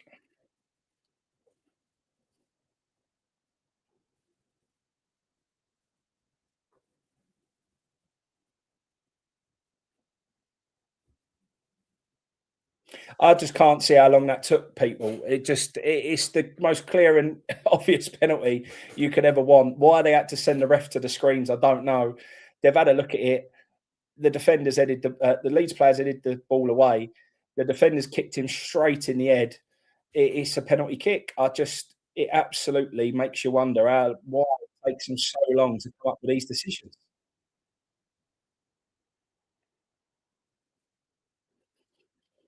Calvert Lewin, Tottenham playing games trying to block the penalty spot. Calvert Lewin's going to put the ball down. He's had a terrible game so far.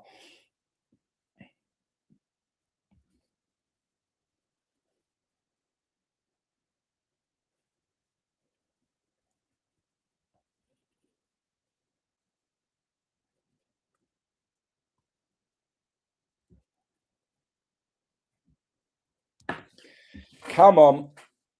Come on, Mr. Lewin. Yes. Get in now. Come on.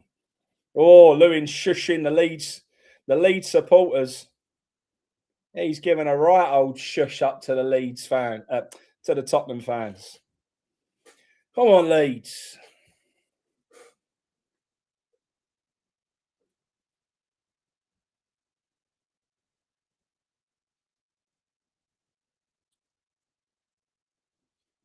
This is what we'd hoped at 1-0. We just hope Tottenham will do Tottenham things. Let's hope this gives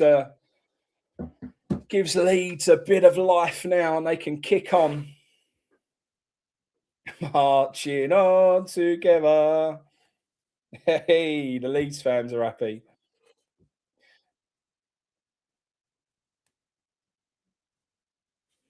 I've got a picture here for all the Leeds fans. I wonder if I can find it. If I can find my claim to fame. Can I find my claim to fame for the Leeds fan? I won't ignore you all for too long. If I can find it quickly, I'll show it. Probably the most famous Leeds fan. Yeah, the most famous Leeds fan I met walking through King's Cross St Pancras and had to collar them for a picture. Had to collar them. Go on, Leeds, get forward.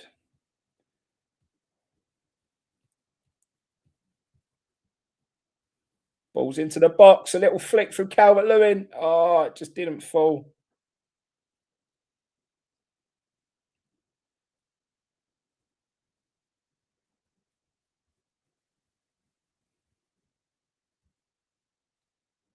There he is. Me and the most famous Leeds fan. Look at that. Really old Leeds man. Leeds, Leeds, Leeds, Leeds, Leeds, Leeds, Leeds, Leeds, Leeds.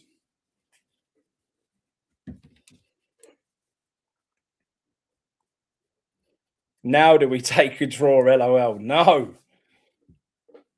Get the winner, Leeds.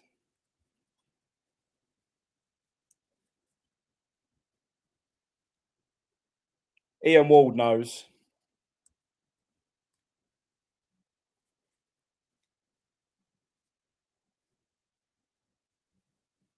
Yes, I do need to do that.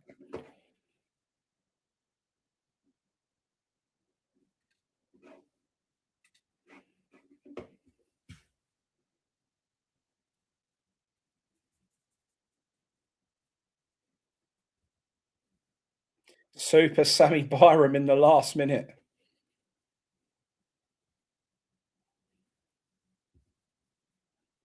All the hands are in the head. They don't like it. You can hear the Leeds fans singing now, marching on together, ringing around.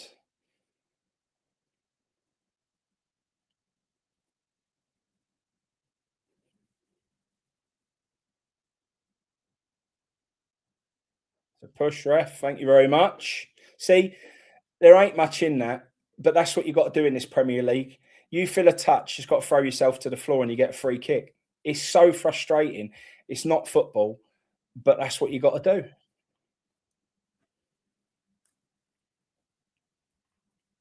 Leeds have turned up tonight, no question. They've had a right go.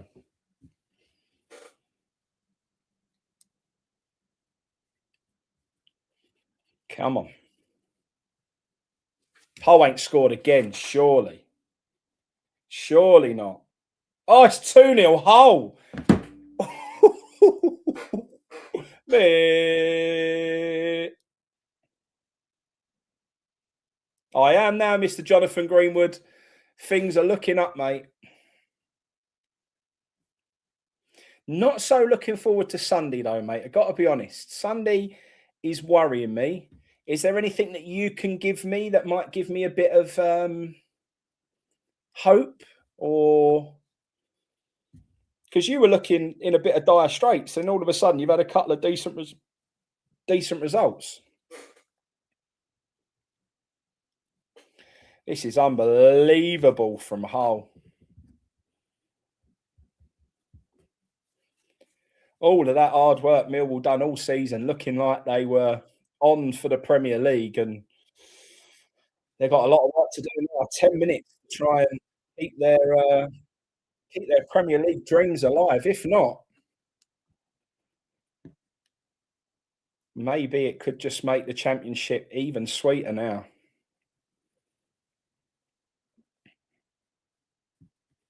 Yeah, Spurs fans do look. Go on, Leeds. Go on. There it is. There's the ball. Thought Justin could have let that shot go a little bit earlier. Tanaka's come a bit alive now as well. Leeds have won it back up in the Tottenham half. The game's all happening in the Tottenham end now. Oh, got to be stronger there, mate. That's a good run. Good foul, that is. Very, very good foul. That is playing the game, mate. That is.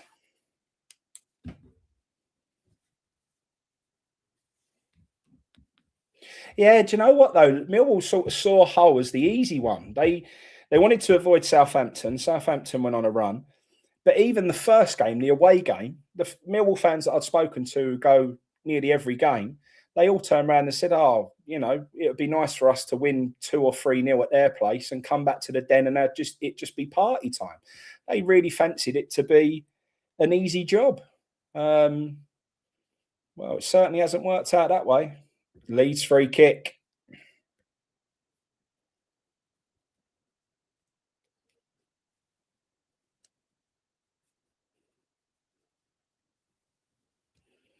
Yeah, look at that. Action areas, 50% in the Tottenham half, only 15% in the Leeds half. It's all down the Tottenham end at the moment. Leeds are really pushing on here. Again, good to see that. Settled for a draw here. Leeds fancy going to getting a win, and you can't question that. It's they have no need to go and get this win, but they want it. They're showing more desire to win a football match here than West Ham have all bloody season. And they're safe. Go on, Nonto. Leeds breaking through here on the edge of the box. Tried to slip it through. Oh, it's a great tackle from the Tottenham defender, and it's a Leeds corner. Pressure is piling on Tottenham here. Yeah, it was a good challenge from Van der Ven there, come flying in at the right moment.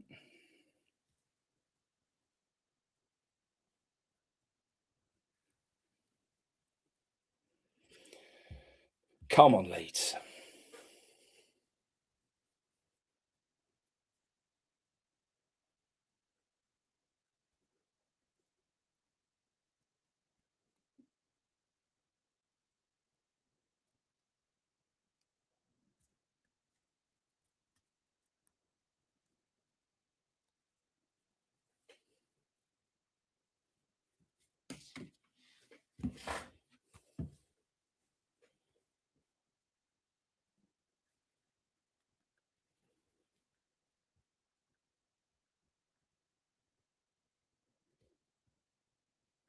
Still 2-0 Hull.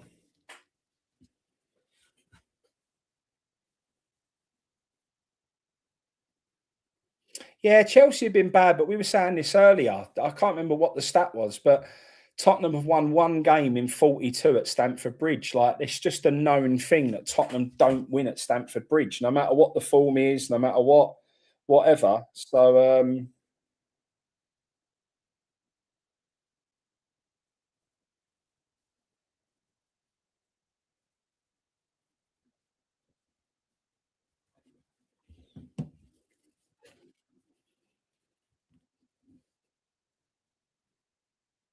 it's a foul. Stamped straight on his foot.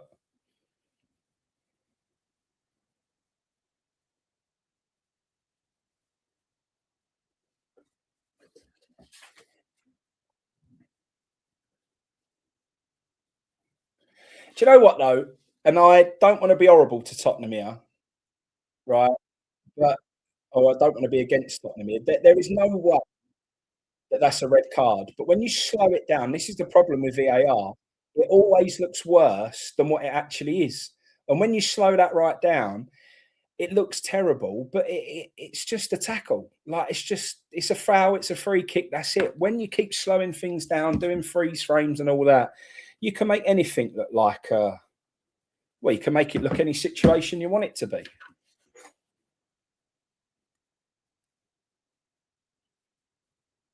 Yeah, we will. Not Moyes could do us a favour. We will need Moyes to do us a favour. However, whatever happens now, for us to have any chance, Moyes has got to beat them on the last day. So,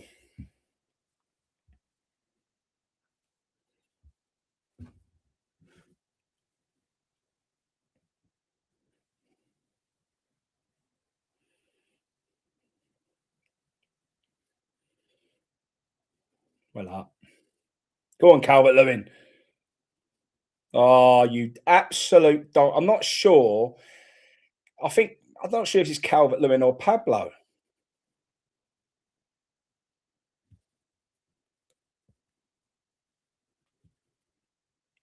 Yeah, Spurs trying to play quickly to try and get some momentum going, and they can't make it work at the moment. Spurs are in trouble here.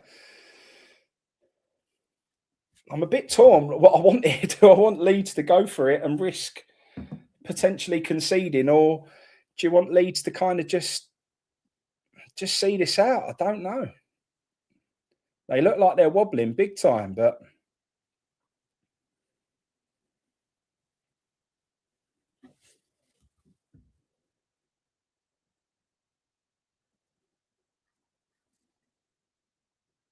yeah, that Nick's bang on. Just get rid of VAR. You're absolutely right. It achieves nothing. Well, I don't like this. I hate the pair of these two. Can't stand them. That's Spence. West Ham at home this season. I was sitting right by the dugout, literally the seat behind the dugout, and he refused to go and get the ball, Spence. He wanted someone to take the ball to him, whether it was a ball boy or whatever. He would just stand there and wait for someone to take the ball and put it in his hands like he was some sort of royalty. Absolutely the biggest mug that I've ever. I just cannot stand his attitude, his ego. I don't know who he thinks he is, but he just thinks he's above everyone. Can't stand Spence. Yeah, we've seen whole 2-0 up, mate. We're all celebrating that right now.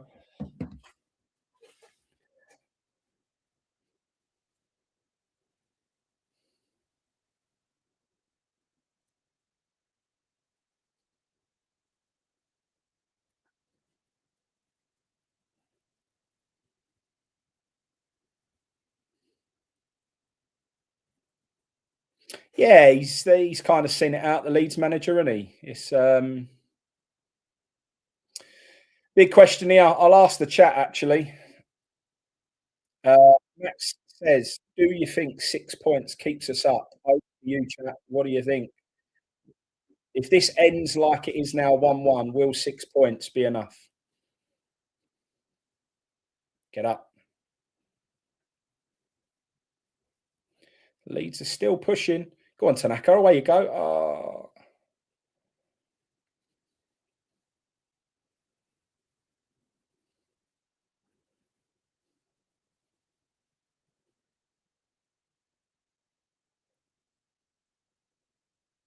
why is Spence getting booed by his own fans? Anyone know? If that was his own fans. It's Gio hiding in the cupboard. He's hiding in Scotland. I don't know if that's worse.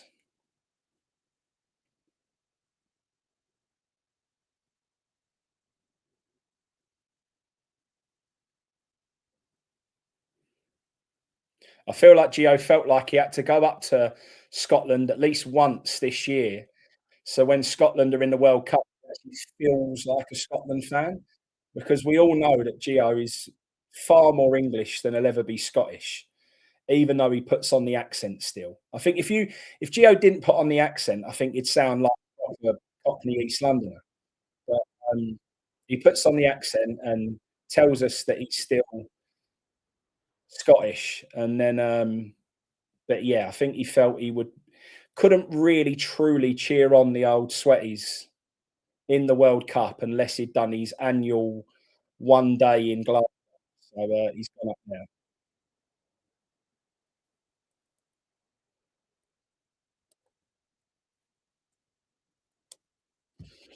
They are rattled at the moment, Spurs. It's all getting a bit lively. It's pulled him back there. 50-50 scruffle. He's got his hand on his shoulder.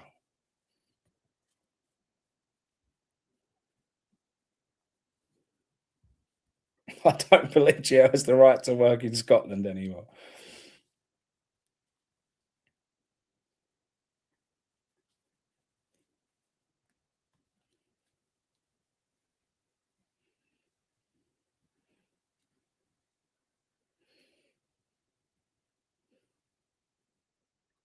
I do feel like there's something in this game. I know there's only a couple of minutes to go, but it's got that feel of another moment is still to happen. It's getting very scrappy. It's getting very, I don't know, it just feels like something. Oh, don't give the ball away there. Oh, Tottenham breaking. Great tackle, Tanaka. Oh, what is that? Yeah, Calvert Lewin's been trash. Absolutely awful.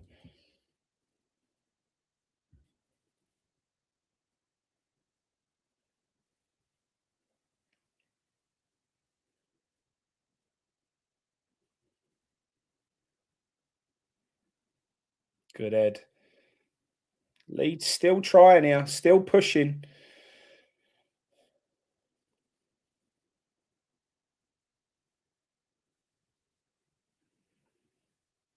Not 89th minute now. Leeds are still going for it. I mean, if they didn't have Calvert Lewin, they'd have a lot more chance. Calvert Lewin just giving the ball away again there. But you're looking at him holding that ball up and he just loses it so easily. And now he ain't even trying to get the ball back. I just, no way. Dean Marsh has just said it's 13 minutes of added on time. Oh, Tottenham are in here. Good tackle, corner to top. Yeah. Calvert Lewin looks like Pablo. 13 minutes. Where from? 13 minutes. David, I'm all right. I've had a lot of experience on these type of things. I would normally swear constantly. I don't have the cleanest mouth, to be honest. So very passionate with my speech, and but you just don't know who's tuning in, mate. Monetization, you're not allowed to swear. And then the kids, if you've got kids watching, these are family shows. You just don't want to, yeah, just set the right example, mate. Do you know what I mean? Come on and out we go. Tottenham looking at pumping the ball back in. No, he's gone across field. It's a decent pass in the end. This has given Tottenham a bit of belief, these 13 minutes.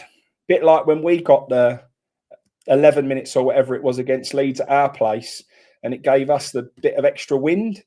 This has almost done the same for Tottenham. I don't like it. Exactly the same. We were a bit flat, looked like the game had gone. And then all of a sudden, 10 minutes or whatever it was when we played Leeds in the Cup, and it gave us that new lease of life. This 13 minutes, yeah, I have. The commentator's just saying it now. Tottenham have been reinvigorated by this 13 minutes, and it's given them a load of energy again. Not good. We've seen this and what we done to Leeds when this happened. I don't need history repeating itself.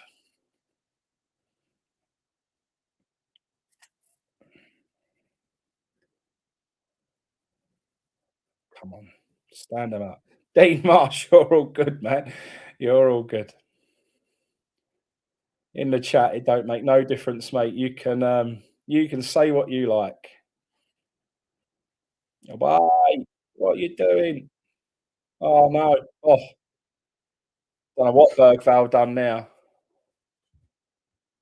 Gio's video. What what the one at the end of the Arsenal game. Yeah, he let rip, didn't he, eh?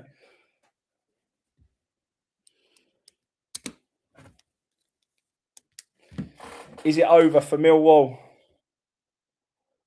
Well, it looks as good as over. 94th minute of Millwall, still 2-0 to Hull.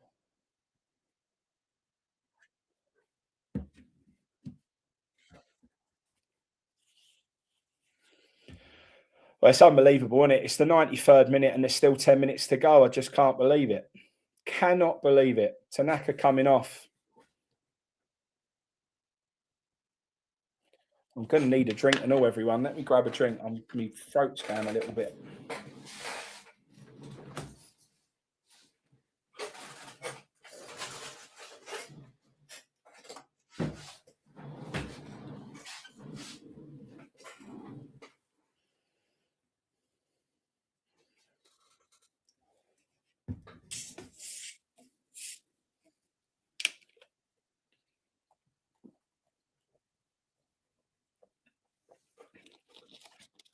That was needed. Everyone's saying Gio swearing means that they can't watch the videos of their kids. It's the Scottish in him. He can't help himself.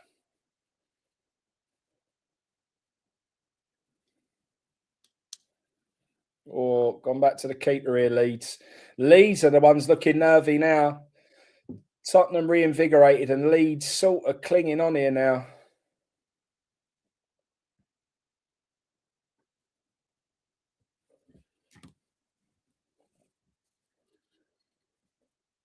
I said it probably in the 84th minute that I felt like something was still to happen in this game, and it feels that way again. Gio lives in England. He's English, Gio. He thinks he's Scottish, but he's English.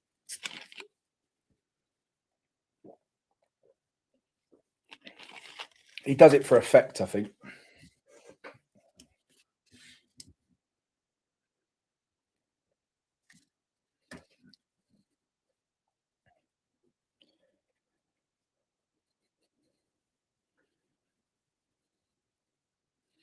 Yeah, I don't see where 30 minutes comes from. It just doesn't.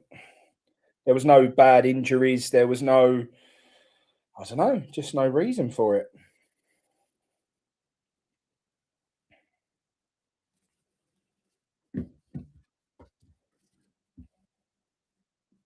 Yeah, he's an idiot, that Spence. Absolute. When you watch him, like I said, wouldn't even pick up a ball unless someone put it in his hands. Like, just he's just some sort of royalty. Just an idiot. Tottenham attacking again. It's all Tottenham now. Gio is Moldovan. You're right. That's a goal kick. Oh, give him a corner there. Oh, I don't like this. Tottenham corner. I don't like it. I don't like it one bit. Madison had a cheeky little grin on his face there.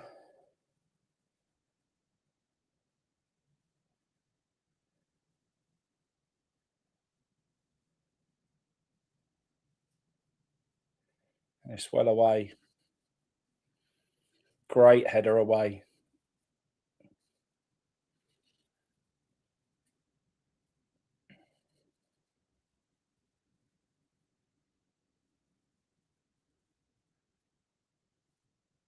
Oh, we're going to Wembley. Moo. All over. Millwall. And will never be a Premiership team. Oh, doing it for Bowen. Come on, get out.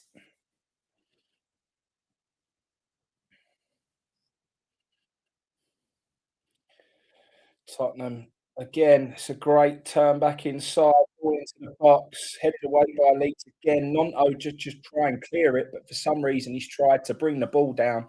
Sometimes just got to clear your lines, mate. It's back into the box. He feels like he's gonna. He thought about tackling him there, and the ref's given a free kick.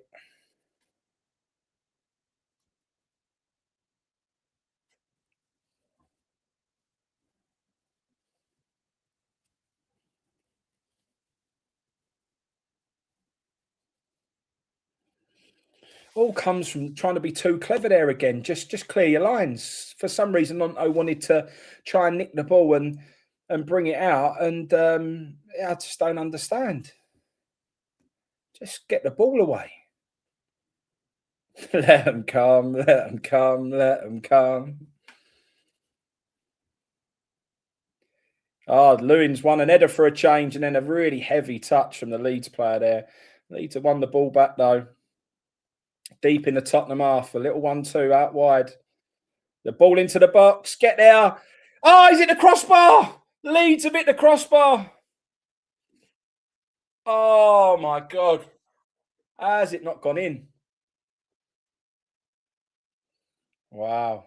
Great play from Leeds. Little 1-2. Great ball into the box. Left footed shot. What a save from the keeper. What a save from the keeper. Pushed it onto the bar. It's a massive save. Absolute massive save. Wow.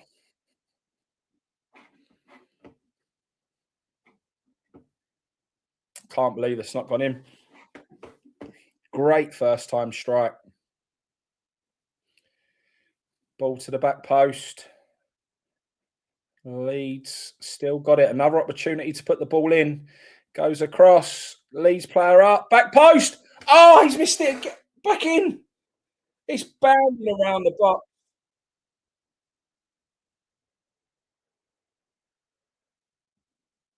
Out wide on the right hand side. Leeds fan has been wiped out. Free kick to Leeds. Opportunity to put the ball Back into the box.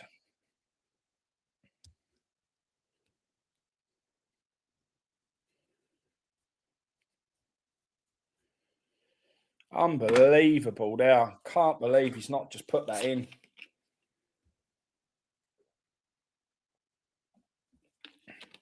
Barry, we said it all game, mate. They've been live. Leeds were never on the beach here. They've been at it the whole game.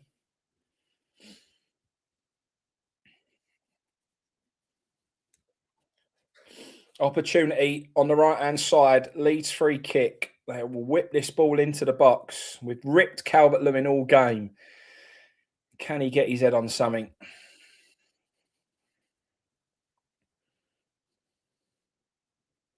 Here we go. Ball's deep.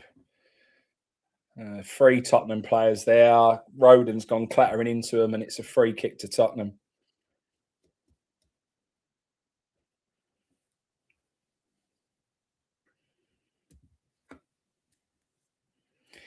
Yeah, I mean, it's been our Leeds haven't nicked one here. I just don't know. 100th minute now, 13 minutes added on, 3 minutes to go.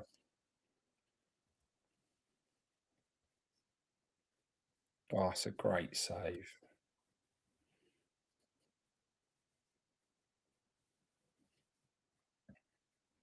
This Kinski, they've knocked him and ripped him and said how poor he is. In this game, two saves. The one in the first half that was hard and awkward to get down low from the header. And then that one there from the left foot. Two very, very, very good saves. Yeah, he has. Tottenham breaking forward. Out wide, Gallagher.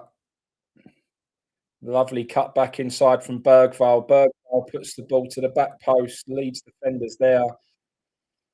Not a convincing clearance from Leeds. It's quite high up for Tottenham throwing here.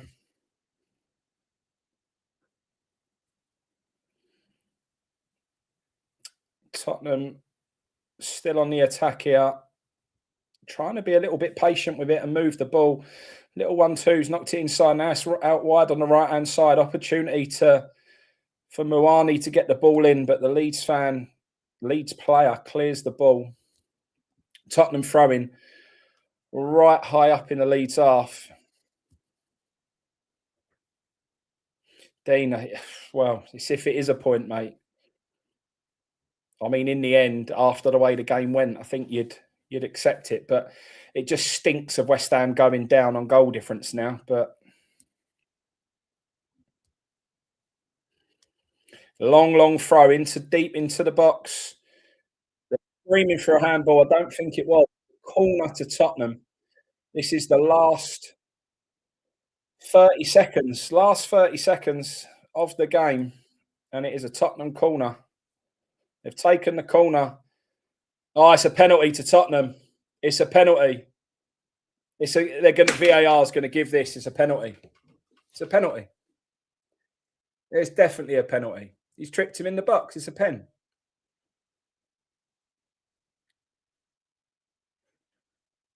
Yeah, it's definitely a pen. Poxy James Madison.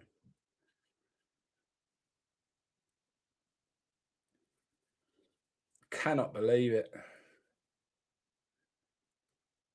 No, he don't get anywhere near the ball. Not anywhere near the ball. Nowhere near the ball.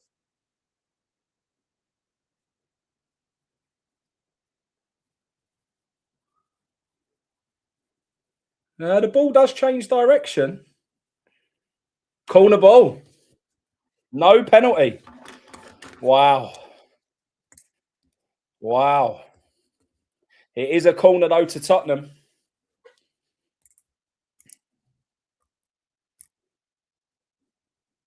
Come on, big head away now, Leeds. Big head away. Big head away. Out. Out. Ball's put back into the box by Tottenham. Headed back across. Good head away by Leeds. The time is done. We've played a minute over now, but because of the stoppage for that check, I guess the ref's adding that on as well. Tottenham still attacking here. Down on the right-hand side. Blow your whistle, referee. The ball's gone back into the box. Tottenham flick it on. A shot comes in, blocked by Leeds, and it's another Tottenham corner. How's the ref not blown up? We've played 14 minutes over now. We're into the 15th minute added on.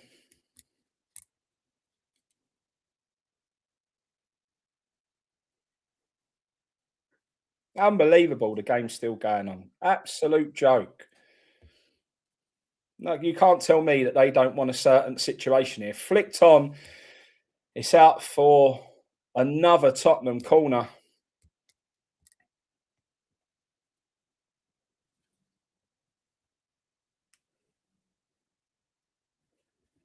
This is absolutely ridiculous. Yeah, that Barry, that's how it feels. Just play on until Tottenham score. Absolute joke. Come on, Leeds. Last job. Big head away. And ball shout from Tottenham. Ball back out wide. How's the ref not blown the whistle here? No, ref's not giving him a free kick. And he's blown up for full time. It's over. It ends 1-1. I mean, in the end, you take it after Tottenham scored first. I don't think we can. I know Leeds could have nicked it at the end, but it keeps us alive. It keeps us alive. Millwall's got beat. We're still alive. Leeds have done us the smallest of favours.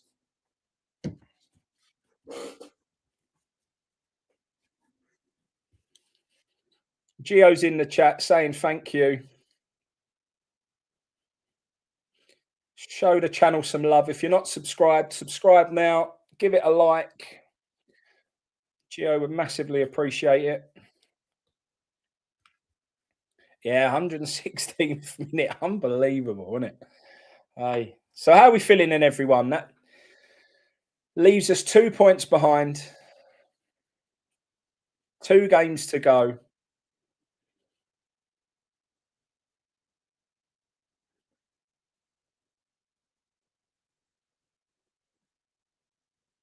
Yeah. All we've got is hope. We've got to win both and hope that they lose one of theirs. They want a draw, that's just not going to be enough. If they nick a draw, we're going to go down on goal difference. So Tottenham have got to lose. Chelsea have got to do us the biggest favour, and we've got to beat Newcastle and Leeds. That's it. Need the favour from Chelsea, and we've got to win both our games to save ourselves and stay in the Premier League. So that's it. We've got to actually do our job now, because we didn't against Arsenal and we didn't against Palace. So we did against Everton. C Miles, thank you for the 4.99 super chat. That's massively appreciated.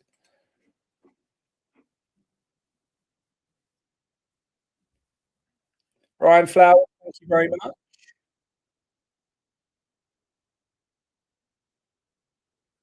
Yeah, you have given us a puncher's chance. Absolutely. 100%. Leeds have done what they needed to do to keep us in it, to give us a bit more hope, to keep us clinging on. Do you know what? I just want it to go down to that last game of the season. I want to go to the London Stadium on the last game against Leeds and have a chance of staying in the Premier League. I don't want it to be done by the next game. So we've got to beat Newcastle. Chelsea need to do us a favour, and then it all goes down to the last game of the season. So Chris Ghost, excellent watch along. Made watching Spurs bearable. Thank you, massively appreciate that. We just had a good West Ham chat, mate, didn't we? Which is what's been needed, to be honest. Yeah, that Kinski save, they're just showing it back there. Unbelievable save. And to think all them Tottenham fans moaned about him and said he weren't good enough. Well, he was more than good enough tonight. 2 massive saves that have been crucial to giving Tottenham a point. Equaliser, look at that. That support is massive for this channel. Equaliser, £10. Absolutely goes so far to keeping Gonzo and Gio doing what they do. So thank you very, very much for that. It's massively, massively appreciated. I wouldn't be surprised if it was Michael. Michael Owen ain't got a clue, as he's always not been the brightest fella. So, Sketch, thank you, mate. Yeah, we had a really good one, mate. It was nice. We kept an eye on Tottenham, but we just spoke West Ham, which is nice. Do you know what? I've been a bit annoyed since the Arsenal game, but coming in here and having a chat with everyone and reminiscing about yesteryear of West Ham and all the memories from Upton Park, it was nice. It was yeah, good remedy to be fair. Hey, all the leads in with a come on you irons. And Millwall got done. And Millwall got done. Do you know what? Having a look at it, I'll just yeah. I know that point against Arsenal. If Tottenham get a draw and a win, and we win both, that point against Arsenal is going to look really, really bad. We might have flashbacks if that happens. But we've just got to hope Chelsea win. Chelsea win. It can be that we win both of ours and we stay up. I've got more hope. See. I can see a way that we can do it now, which I couldn't before. So fingers crossed. Ionix, thank you very much for that, mate. Massively appreciated. Yeah, can you imagine that? Millwall give it all season. They're going up, being a Premier League, automatic promotion. They end up falling at the first hurdle, stay in the Championship, and we win both of our last games. Chelsea do us a favour and we stay up. Oh, dreamland stuff. I've always got faith, George, mate. Always got faith. I've got it written on my arm, on my West Ham tattoo. Keep the faith. I've always got faith, mate. Always.